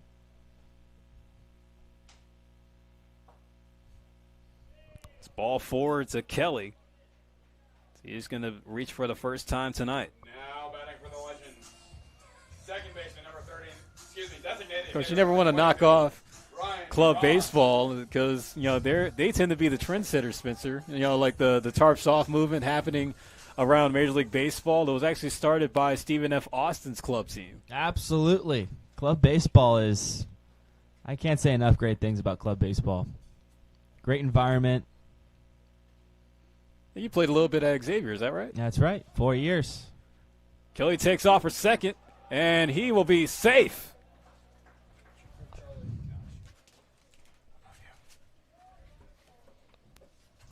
Kelly able to show off the burners there, rocking the red cleats. I nickname him Red Bottoms. He's always wearing those every game. Love it.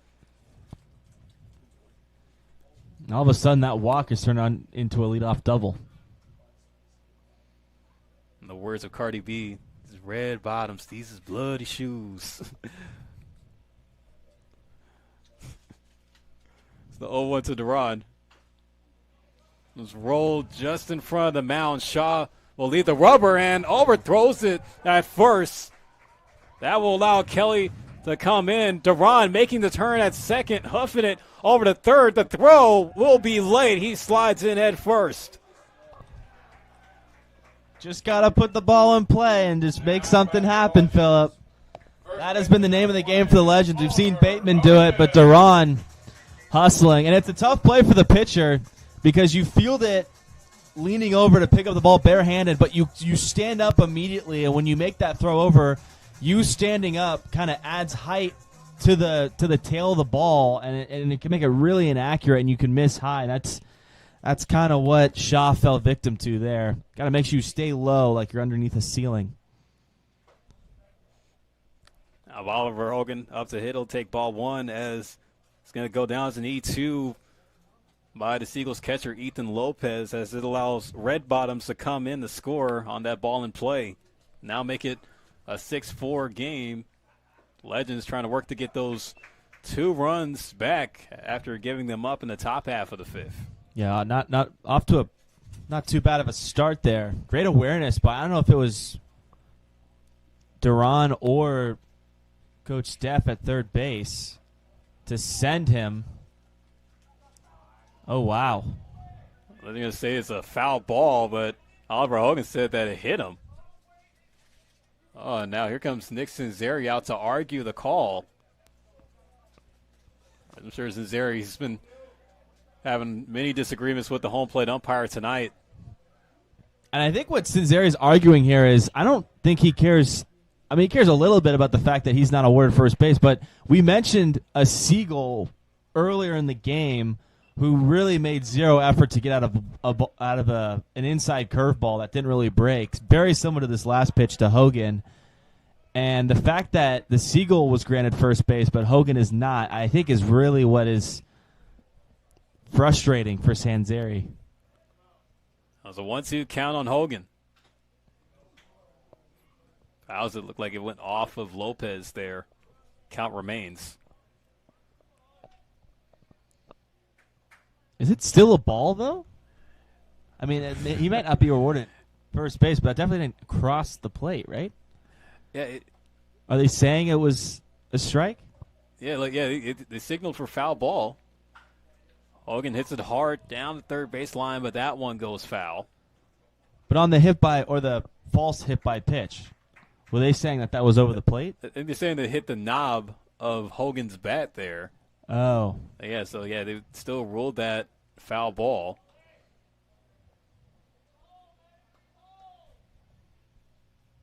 Hogan, with his stance, he does take up much of the plate, standing close up on it, so he likes to crowd it. He went off the top of the wall his last at-bat. That's right, he did hit that RBI double. That came in the third inning. So count now falling him. Shaw not trying to lose him, especially when you have Duran waiting at third. That one's hit hard and fair down the left field line as Duran will come in. Oliver Hogan says, I don't need to reach base getting hit. I could do it with the bat. Now make it 7-4 Legends. And Nick Sensei returns to the dugout with some fist bumps there. He's a little extra fired up for that hit because of the disagreement. But, yeah, how about just an extra opportunity to get ahead? And Oliver Hogan, who already has showcased the power, just steams one down the third base line. Whereas Hogan, he's been the offensive leader for Menlo Park so far this summer. Allmark, slow roller down the third base line, and it is going to stay fair as Ramirez might have had a chance if he blew the ball to get it foul. But it's going to stick with the infield single in the most subtle way. Yeah, how about these guys making the most of their last at-bats here before the mass substitution that Sanzeri will probably bring in, but yeah, the Legends just doing it all tonight. Forcing their way on with a couple walks, hitting the ball of the fence, couple infield hits, couple bloop hits. Like, they're just finding holes. The ball's just, it's got eyes for them tonight. And every time the Seagulls have clawed back in this game with the 2-run fifth inning, the Legends have answered right back with the 2-run fifth inning, and now they've got 2 on and nobody out. He had a mound visit there for San Francisco. They're trying to check the confidence level of Shaw. The runners at first and second. It's going to be Aaron Lewis up to hit now.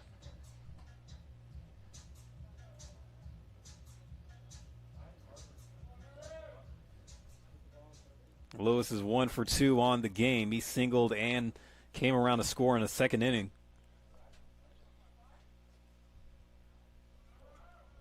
Double steal on for the Legends. They'll throw it down to second as everybody will be safe. Hogan will go to third. Great awareness by Lopez, understanding that Hogan just had way too big of a jump. He had no shot at third, and that his best chance was to try and catch Altmark sleeping, late reacting to the Hogan steal, backdooring him at second, but Altmark was all over it. He was in there easy. It makes the job a little bit more easier for Aaron Lewis. Fly ball hit to left. Hurtado can't under it. Hogan will tag up from third. Throw will be cut off as Hogan will come across the score once again. Now an 8-4 game for Menlo Park. Another sac fly by this Legends team. Just showing you, just understanding the approach, understanding the job they need to get done. Great job by Aaron Lewis. Legends have a night with the bats. And that's only the first out of the inning, so still a lot of work for Lucas Shaw to get San Francisco back to the plate. He's going to see Ethan Musser. There's a strike one.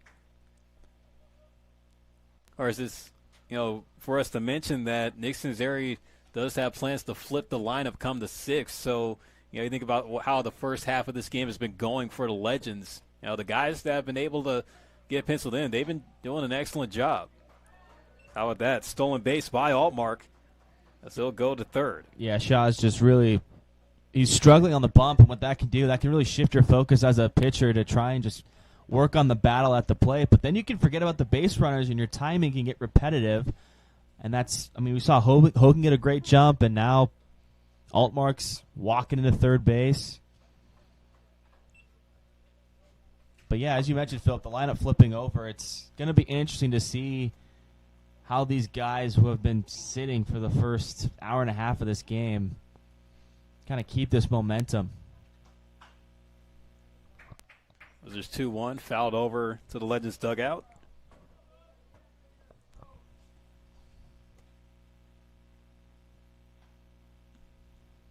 And so far tonight, the Legends have had 5 stolen bases.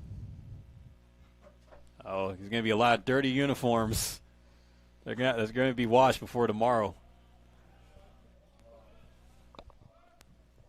That's right, Legends will be right back here at Baylands Park. They'll be welcoming the Sonoma Stompers.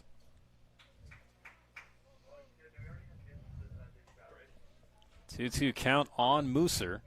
Still one out here in the bottom of the fifth. Pitch misses high, goes to 3-2.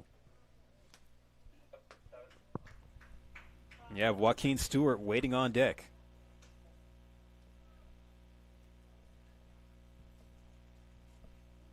Just confirming, end of eighth.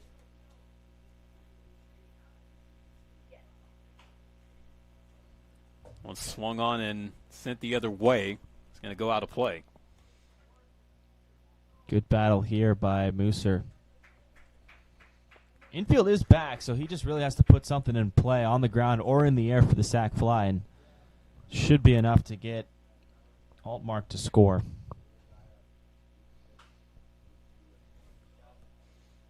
Ethan Musser trying to make that bat out of this one. Still fighting with a full count. Yeah, pitch number 9, Phillip.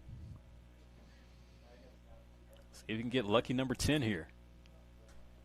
Trying to win the duel against Shaw. And he will, as he'll put it in the right field, as he is going to drive in Altmark, who will jog on home. The Legends continuing to stay strong at the plate. Looks like that's going to be it for Lucas Shaw. Mark Caviglia coming out to give him the hook. Number 2, Joaquin Stewart.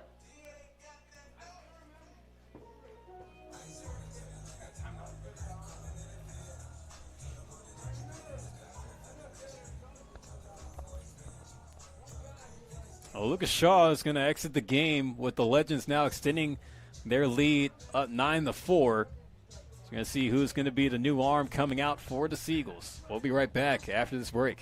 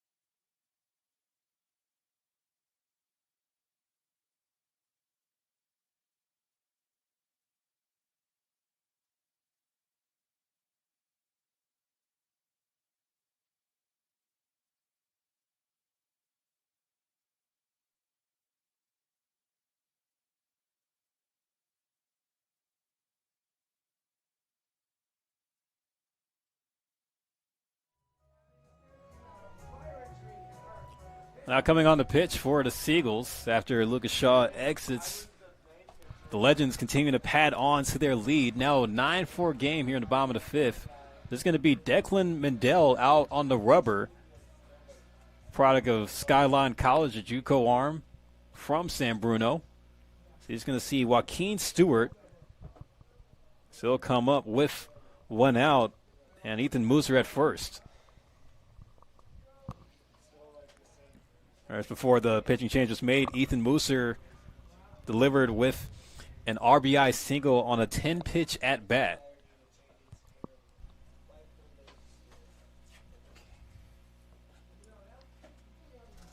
Ball two to Stewart. Yeah, what you need right now from Mendel is out of the pen, just give me some strikes. You know, down 4, definitely don't want any free bases at this point.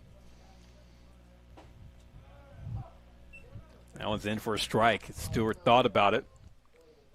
Tough part is the Legends, those bats have been very active in the strike zone. I mean, they've just been tough outs. Mooser is just a phenomenal example. 10-pitch at-bat. Squeaks one through the right side.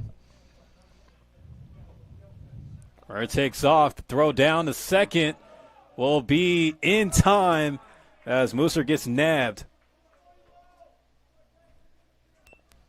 I mean, he either got like a really bad jump or it was a delayed steal. Because I felt like Mooser could have gotten there, but he made it a little closer than I would expect. Stewart will get the free pass as that's his second time being walked tonight. Now batting for the Legends, catcher number 15, Nate Bateman. So it's just been another extensive inning for the Legends. 4 runs have come across in this inning. Nate Bateman, who's been having a solid night at the plate, 2 for 2 with an RBI and a stolen base. This may be his last AB as, Nick Senzeri, as we mentioned, he does plan to flip the lineup come the 6th inning. That means, defensive changes will be made.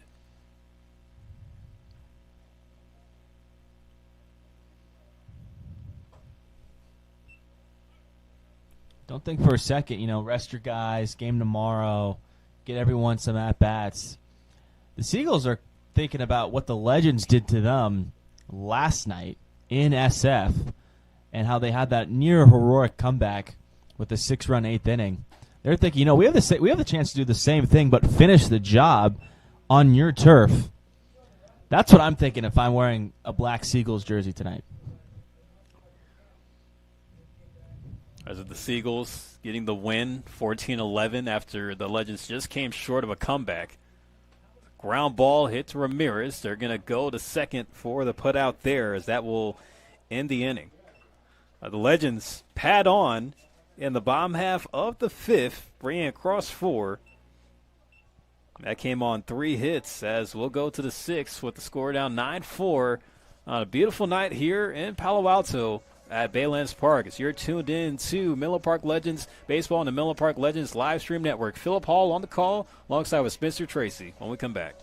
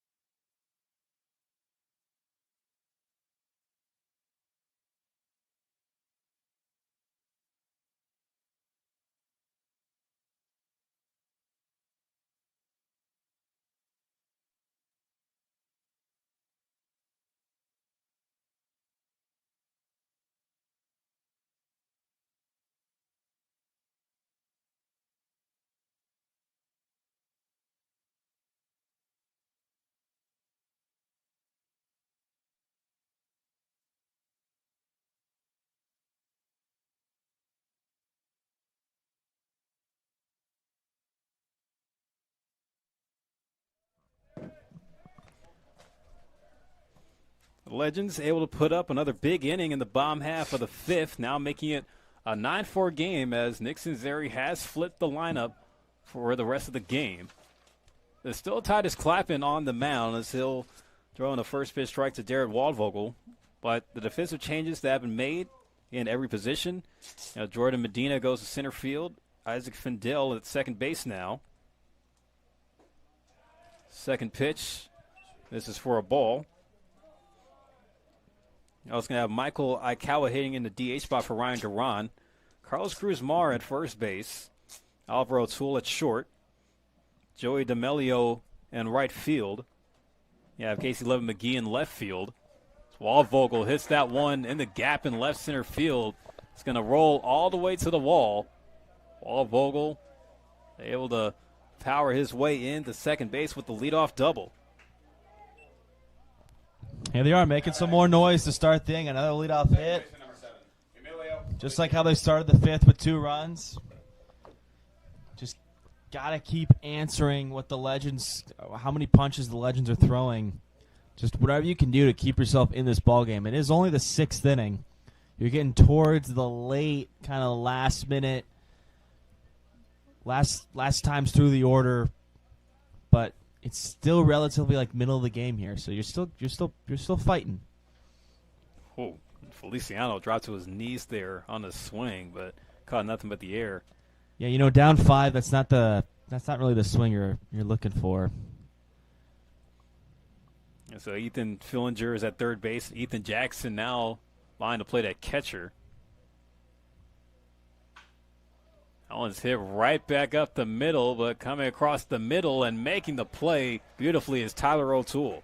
Really nice play by O'Toole. We've seen him have some hard times with this infield dirt being so quick, but no problems there. Working up the middle. Setting his feet, not trying to throw, kind of opening his shoulder, just setting his feet, firing across over to Kuzmar. Really elite play at short there.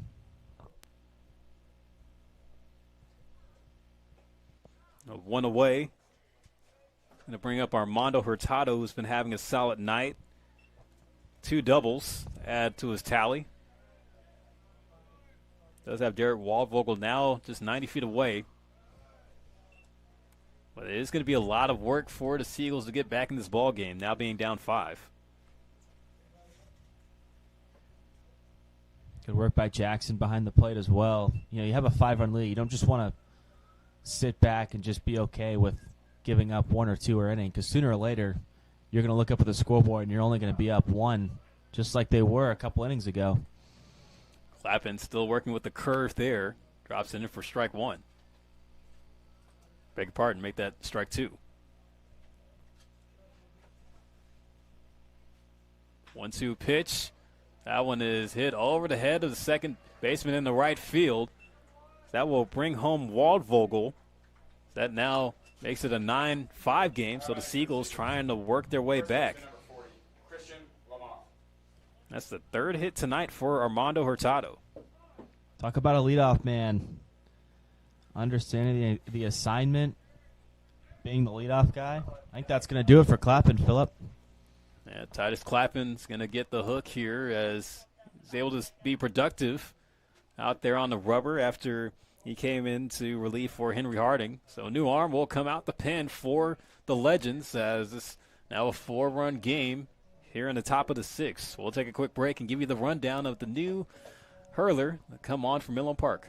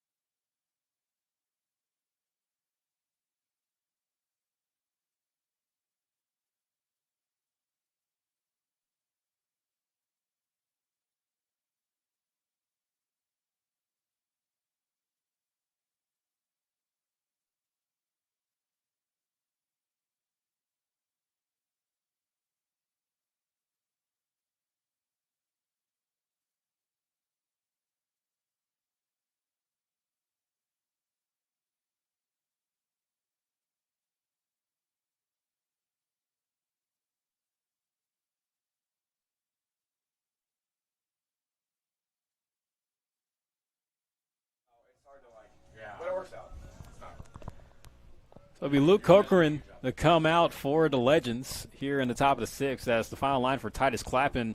2 in the third, 7 hits, 3 runs, given up, 1 walk, and 1 strikeout. Swing and a miss on the first pitch to Christian Lamoth from Corcoran. And we've seen Cinzeri do this multiple times out of the pen, getting a lefty to face some lefty hitters, with Lamoth being a left-handed hitter, Tanner Wall on deck, also a left-handed hitter, favoring his pitchers for healthy matchups for him. And Luke Corcoran, a lefty grad student at Coppin State, comes by way of Middletown, New Jersey. Played at the JUCO level out on the East Coast, Sussex County Community College.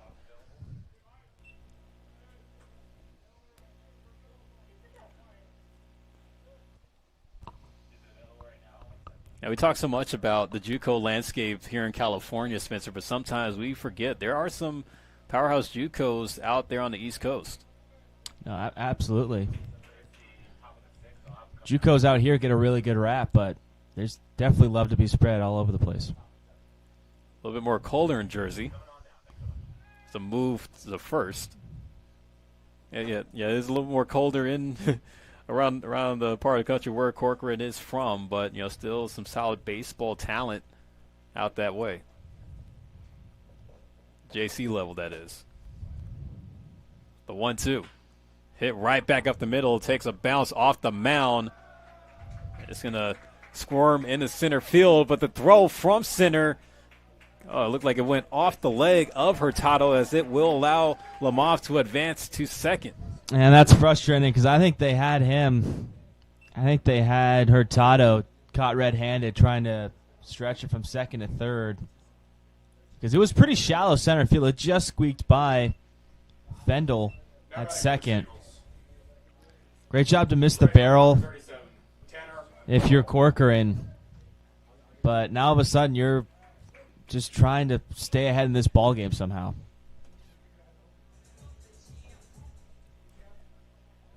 Yeah, so they are going to rule an error there on the throw.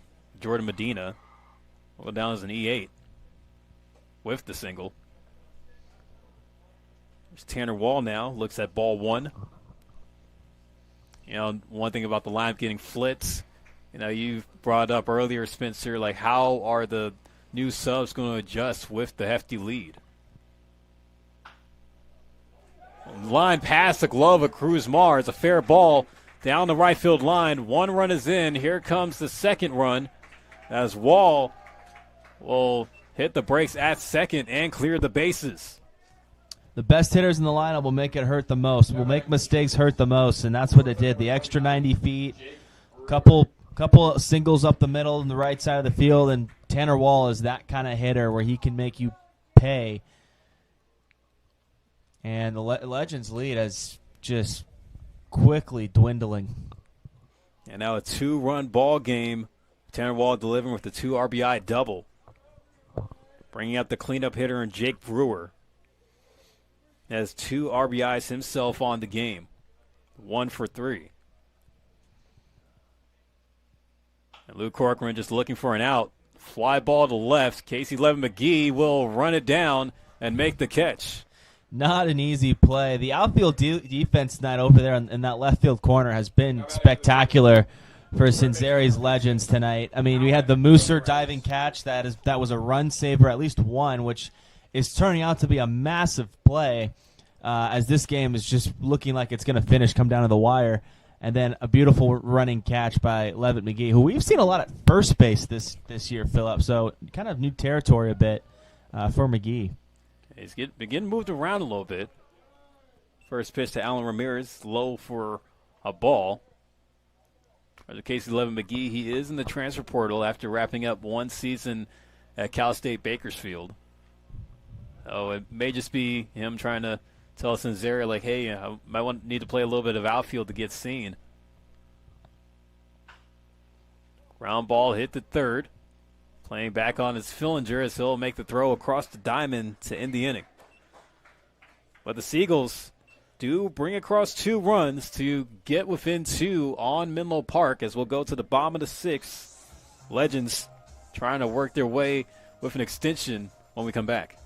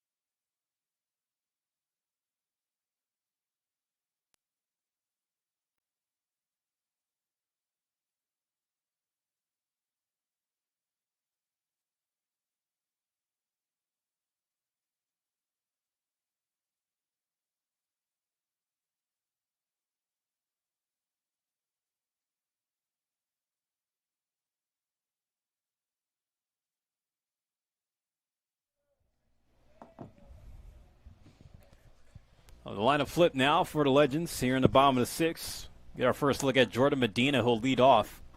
Still, Declan Mendel out on the rubber for San Francisco. Guy we talked about pregame a little bit last night, getting some playing time towards the bottom of the order. Here he is subbing in for Griffin in the top of the order, but scrappy hitter, kind of crouch batting stance. Very good bat-to-ball skills. Kind of a tough strikeout. And the Seagulls, they were able to put across 3 in the top half of the 6th to get the game within 2. The Legends, they want to work back here, of course, with Jordan Medina, who's definitely an exceptional hitter in his own right at the JUCO level with Ohlone this year. Looks at ball 2 outside.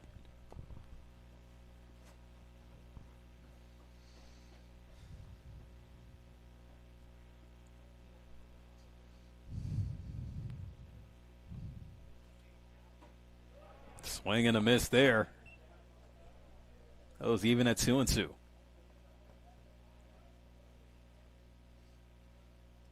Jordan Medina racked up some accolades playing for Ohlone College, first team All Coast, freshman of the year, Gold Glove honors, and all NorCal region. High fly ball to right. Wall having to play with the wind there a little bit, but he'll make the catch. Second baseman number 19, Nick Fendel.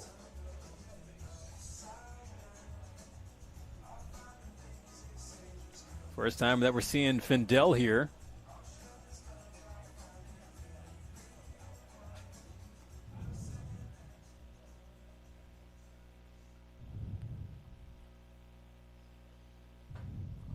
We'll take a look at that one inside.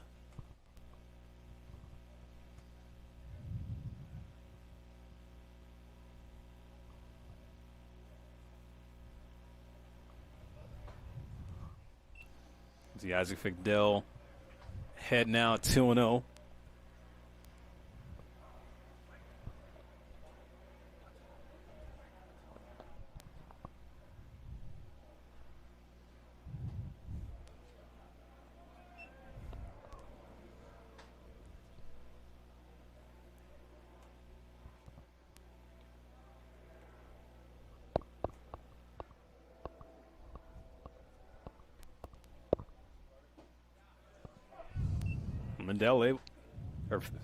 Mendel able to hit the zone there. I almost said Fendel. Fendel. A 3-1 count for Isaac Fendel. See what he does here. He'll swing and foul it off. Goes full.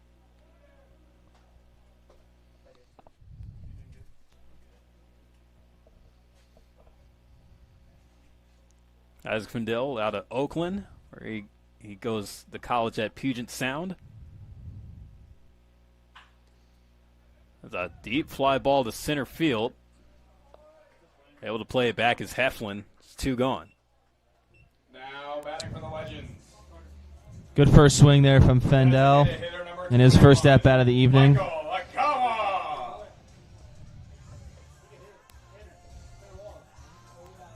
It's almost like you're starting over from scratch with a completely 9 new guys. I know we talked about it briefly a bit earlier.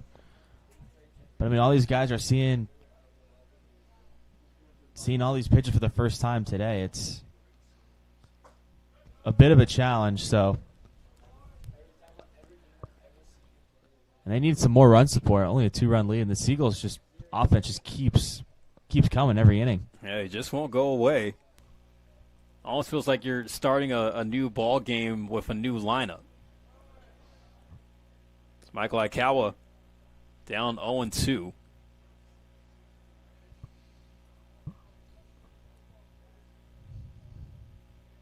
Akawa from Piedmont, California, where he goes to Division III Lewis Clark College.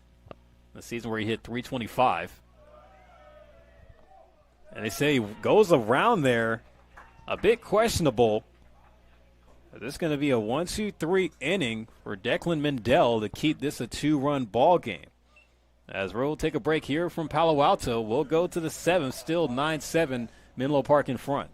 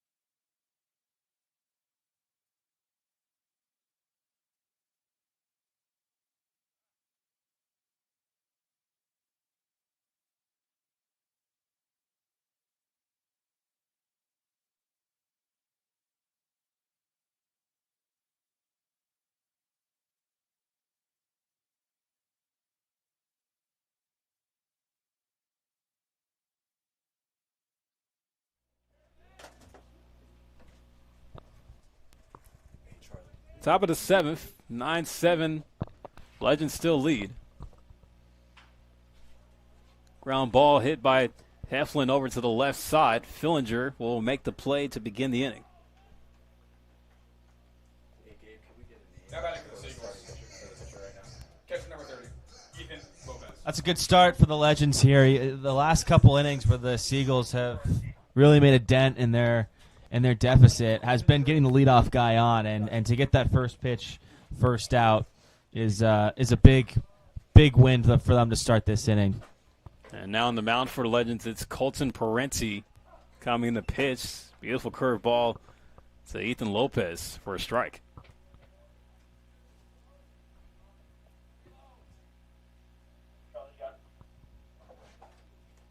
What's wrong, sorry? Did you hear what I said, Colton? Yes. Colton Parenti out of Pacifica, where he plays JUCO ball at Butte College. ahead 1-2.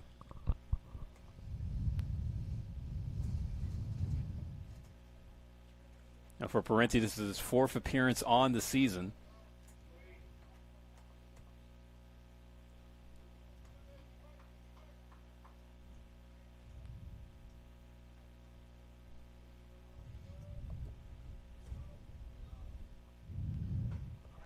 Strike 3 called. Ethan Lopez looks like a statue up there. There's 2 away.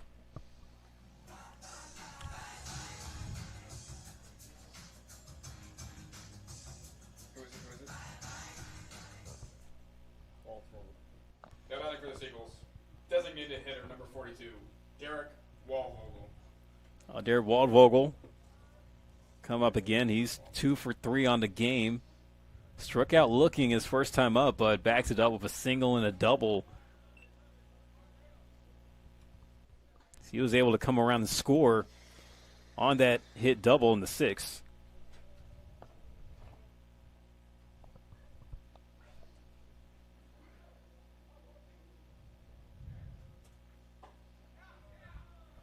Just a bit inside. Goes even at 1-1. Really love that pitch sequence. Big looping curveball that's been sharp to start these first 2 batters off, and then just go low heat inside the hands, kind of switch up the hitter's timing. Ball's coming out like the same starting point. It's really tough to hit. If you as a pitcher, if you can master that, it's almost unhittable. And on the ground, fair. Fillinger on a dive, making the throw across just a bit high. As Waldvogel will be safe. Now batting for the Seagulls. Second baseman number 7. And that would have been a special play if he would have made that. I mean, to have the reach to get it, the quickness to get off your feet there and then fire it across the diamond. I mean, just so much has to go right. Beautifully done by Ethan Fillinger. Just all you can do there. You just got to appreciate the effort.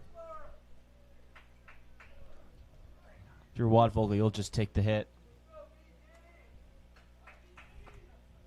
Looks like Emilio Feliciano's night is done as the pinch hitter for the Seagulls. Looks like it'll be Brandon Swanson. That's right, Brandon Swanson coming on to pinch hit in the spot of Emilio Feliciano.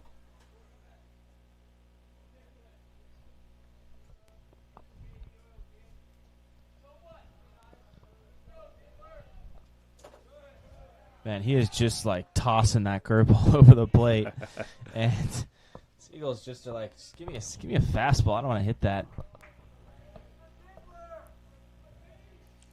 Swanson out of College of Southern Nevada, JUCO.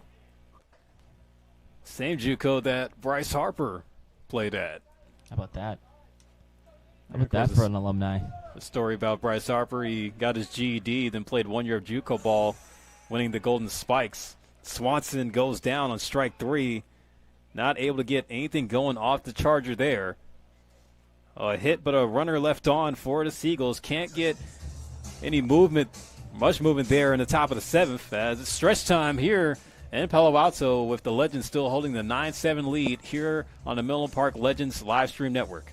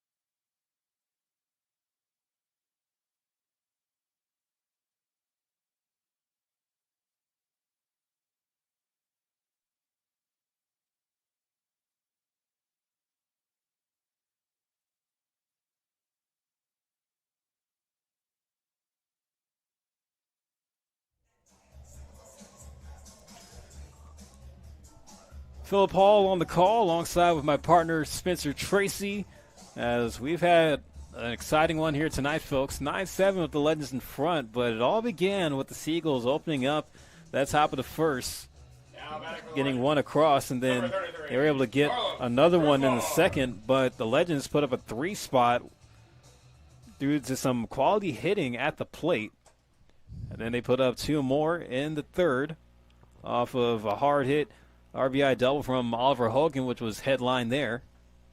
There's Carlos Cruz-Mar to step in to lead things off. And the Seagulls were able to get 2 in the 5th, but the Legends had a 4-run outburst in the bottom half of the 5th. The Seagulls trying to still edge out a comeback as they had a 3-run inning in the 6th, getting us to where we are now, 9-7. Yeah, it's been a really fun seesaw of a matchup here with the Seagulls striking first, the Legends taking a really big lead, almost flirting with the blowout, and then the Seagulls coming right back, making it close. Legends keeping that arms-length distance, but here we are in a 2-run ball game. 2-1 to Jake Brewer. Excuse me, make that Carlos Cruz-Mar.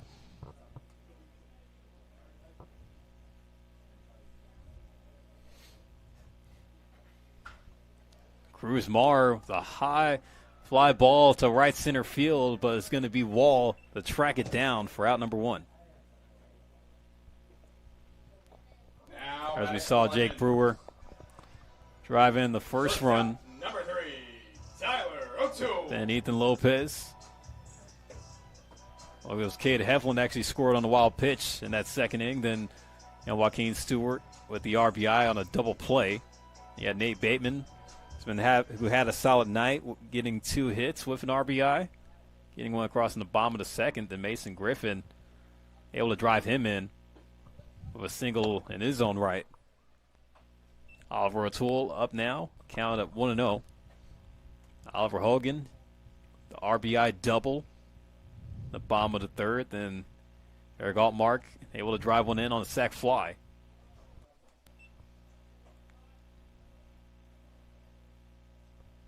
Toole made a great play up the middle at shortstop a couple innings ago when he came in to the game to replace his teammate Eric Altmark, who had a heck of a day at the plate.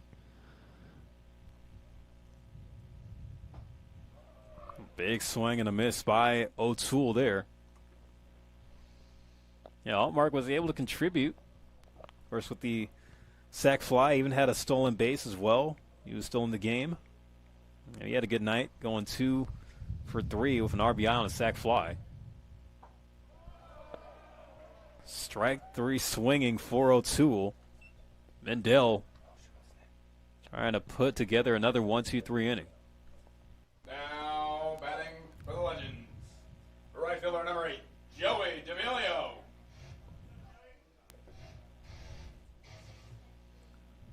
It's going to be Joey D'Amelio up to hit now with 2 away.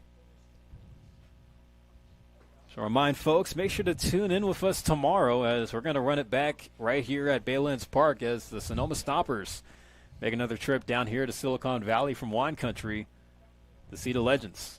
First pitch scheduled for 6 o'clock. Line drive, base hit to left field by D'Amelio.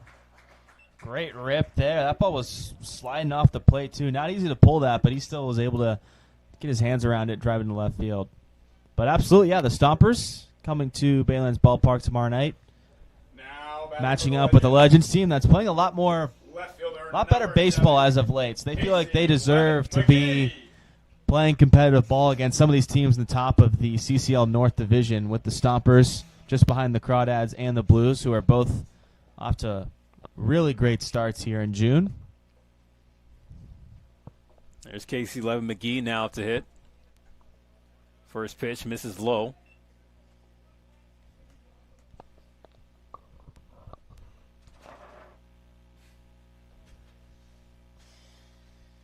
We're getting so deep into the summer here, Spencer. You know, these teams are starting to get a lot more comfortable with their opponents. You know, the Stompers, they lost tonight against the Crawdads on the road. So it's going to be a bounce back chance for them when they come here to Palo Alto tomorrow night. Yeah, always tough losing those big games, losing 8-2 to the Crawdads, then staying on the road, going into again just unfriendly territory. But Stompers are a good team, as they were last year.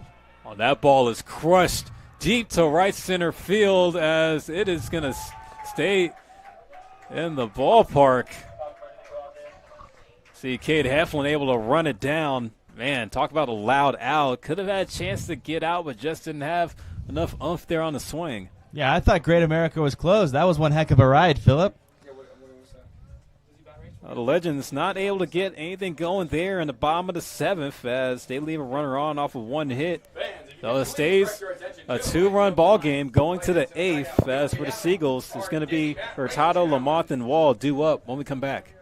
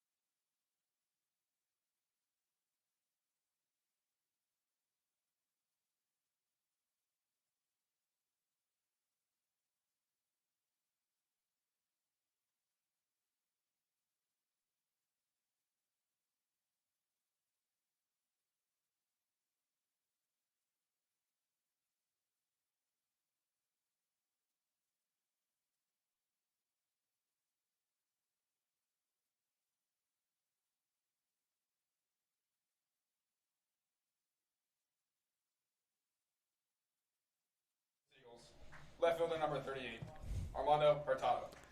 Here's Armando Hurtado, who's been having a very productive night for San Francisco. 3 for 3 as he'll lead off the top of the 8th. Strike one from Parenti, who will remain in the ball game.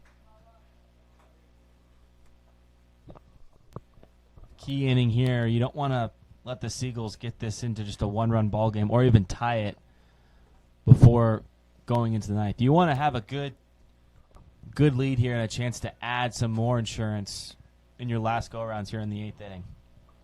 Got to close it out. 1-1 breaking ball hits for strike two. And for the Legends, they've had a few close ball games, but this time having to keep a lead, that's been one of the main challenges. Yeah, pitching's been tough, and it especially is going to be tough given it's an offensive night. It's been one of those games. 16 runs combined for both sides. Parenti's 1-2. Tried to hit the paint there. I guess home plate umpire not a fan of art. Really good spot. Yeah, just I think he got it right. I think that was maybe a half ball outside. Parenti missing way out that time. Gets it to a full count here. Hurtado has reached base in all of his plate appearances tonight. This is his 5th time up to hit. Here's the payoff. Smokes it down the left field line, but goes foul.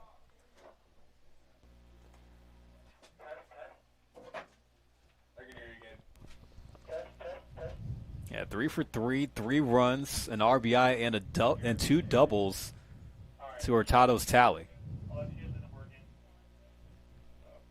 He's going to have a hefty stat line in the box score tomorrow. Beautiful pitch. But doesn't get the strike call. Ball 4 given to Hurtado. Guess it broke a little too late there. I don't know. It felt like it came over the plate.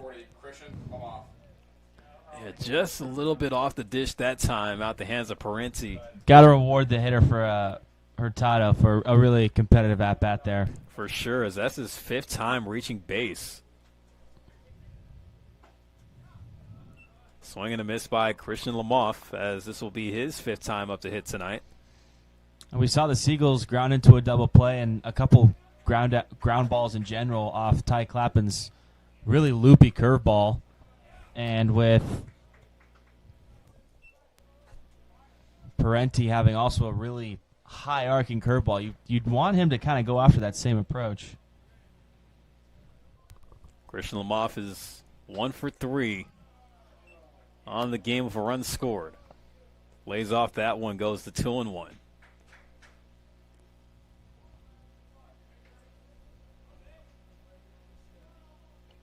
See what the rising sophomore out of St. Bonaventure can do here. Rolls it over to second. They get one at the bag, and there's two. The 4-6-3 double dipper turned by Findell, O'Toole, and Cruz Mar. There's two gone. Massive double play there. Man, did Parenti really need that from his defense? Excellent job at second by Findell, fielding that ball, completely shuffling to like a 180 and giving an absolute frozen rope right at the chest to O'Toole. Yeah, that's one way to clear the bags if you're Colton Parenti. Here's Tanner Wall.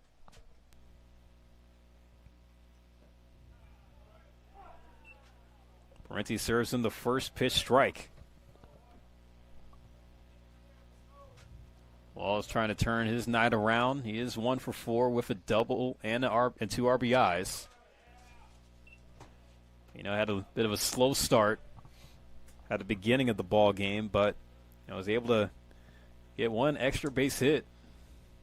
Even on quiet nights, really good hitters will find their moments to make their one contribution really sting. There's strike 2. Yeah, it's hard just not to at least crack a smile on just this movement on this curveball. There's four extra base hits for the Seagulls, while the Legends only have 2. So it's been the one knockers that's been the killer for San Francisco tonight.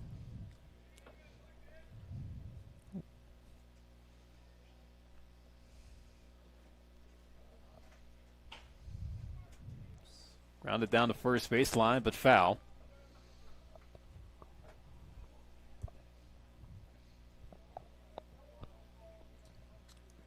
That one kind of stung Wall. Looks like he's fidgeting with that left hand of his.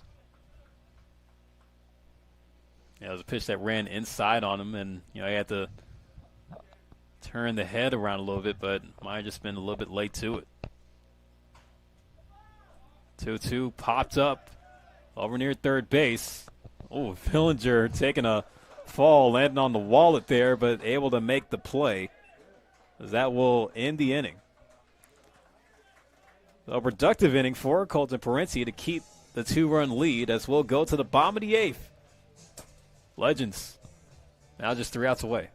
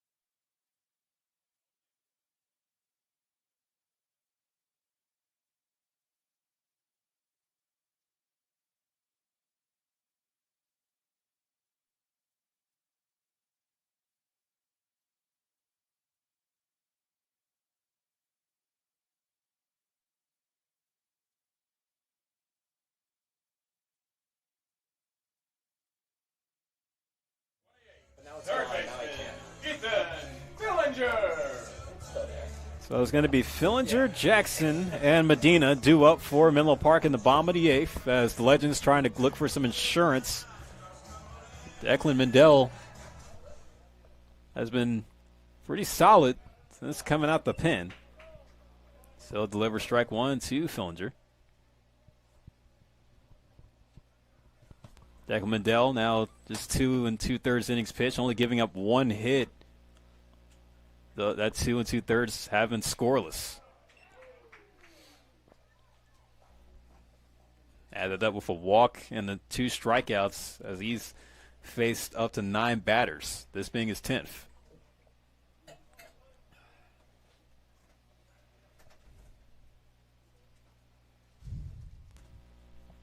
Mendel's 0-2. This is high for ball 1. There's been a waste pitch there. He's been pretty efficient, too, with his pitches. Just a couple 4-pitch at-bats.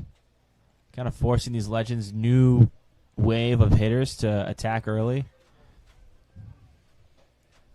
And, talk about the lone hit that he's only allowed.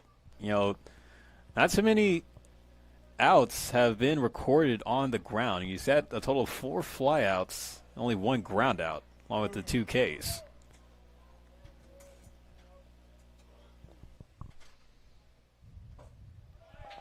Serves up the high fastball to Fillinger. It's across for strike 3, swinging and missing. Now batting for the Legends, catcher number 14, Ethan Jackson. Trying to keep this deficit just to 2 here. Give your offense the best chance at a comeback. Here's the guy with a little bit of pop, Ethan Jackson. Got a couple of home runs so far this summer.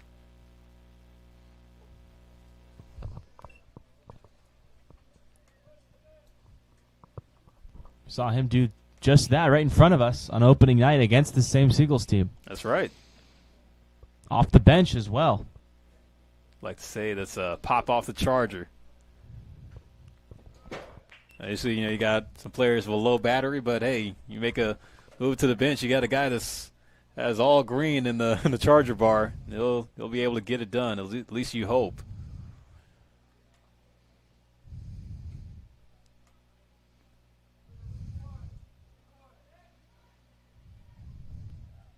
Count even on him at 1-1.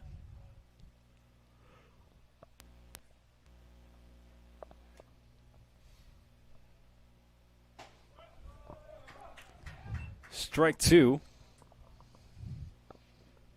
It's right where Mendel was trying to throw that pitch. Just talking about art. That was Picasso on the outside.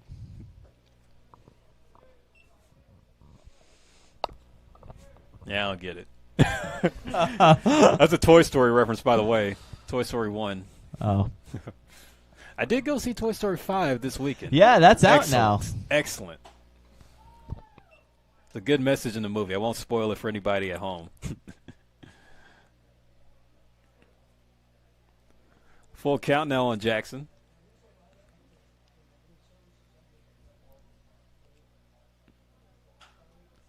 Swings and he pops it up on the infield. Coming in for it will be Swanson. He'll make the play. 2 gone. Now batting for the Legends, center fielder number 1, Jordan Medina.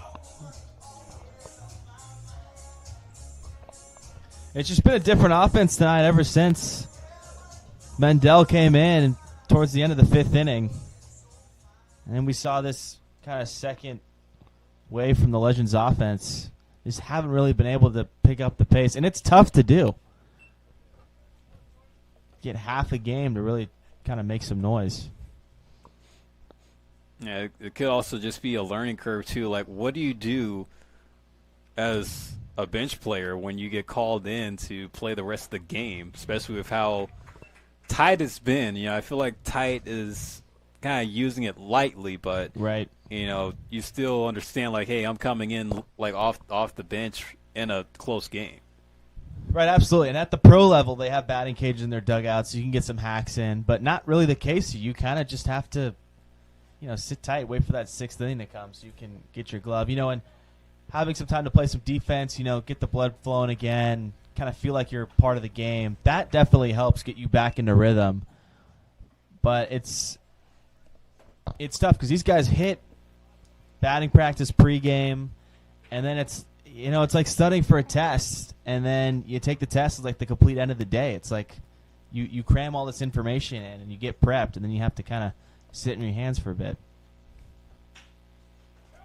1-2 by Medina, hit back to the mound. Return to sender for Mendel as he'll make the play to end the inning. So here we go, folks. Head to the ninth inning. The Legends trying to shut the door on the Seagulls, trying to keep this a 2-run lead and get the 9-7 victory. As we'll take a quick break with the Seagulls coming back up to the plate with Brewer, Ramirez, and Heflin due to hit in the top of the ninth.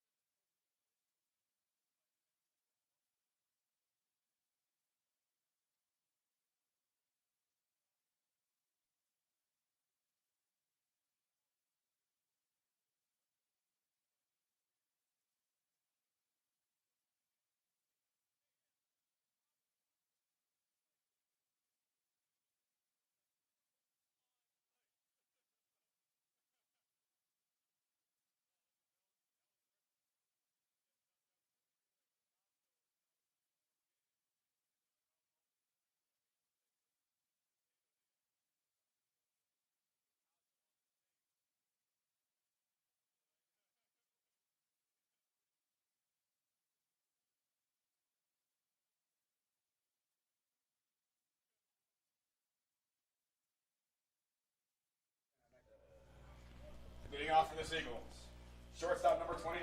They're on the ninth inning, folks. The Legends trying to get back on the winning track against the Seagulls as Colton Parenti will stay in this one as he'll see Jake Brewer, who will lead off, trying for a Seagulls comeback. He'll look at strike one.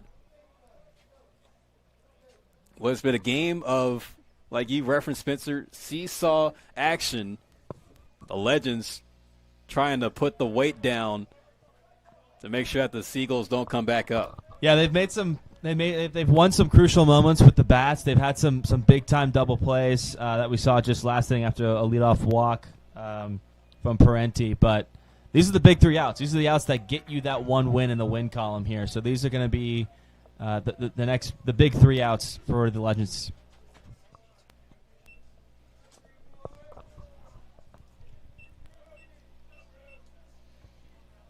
It's a 2-1 pitch.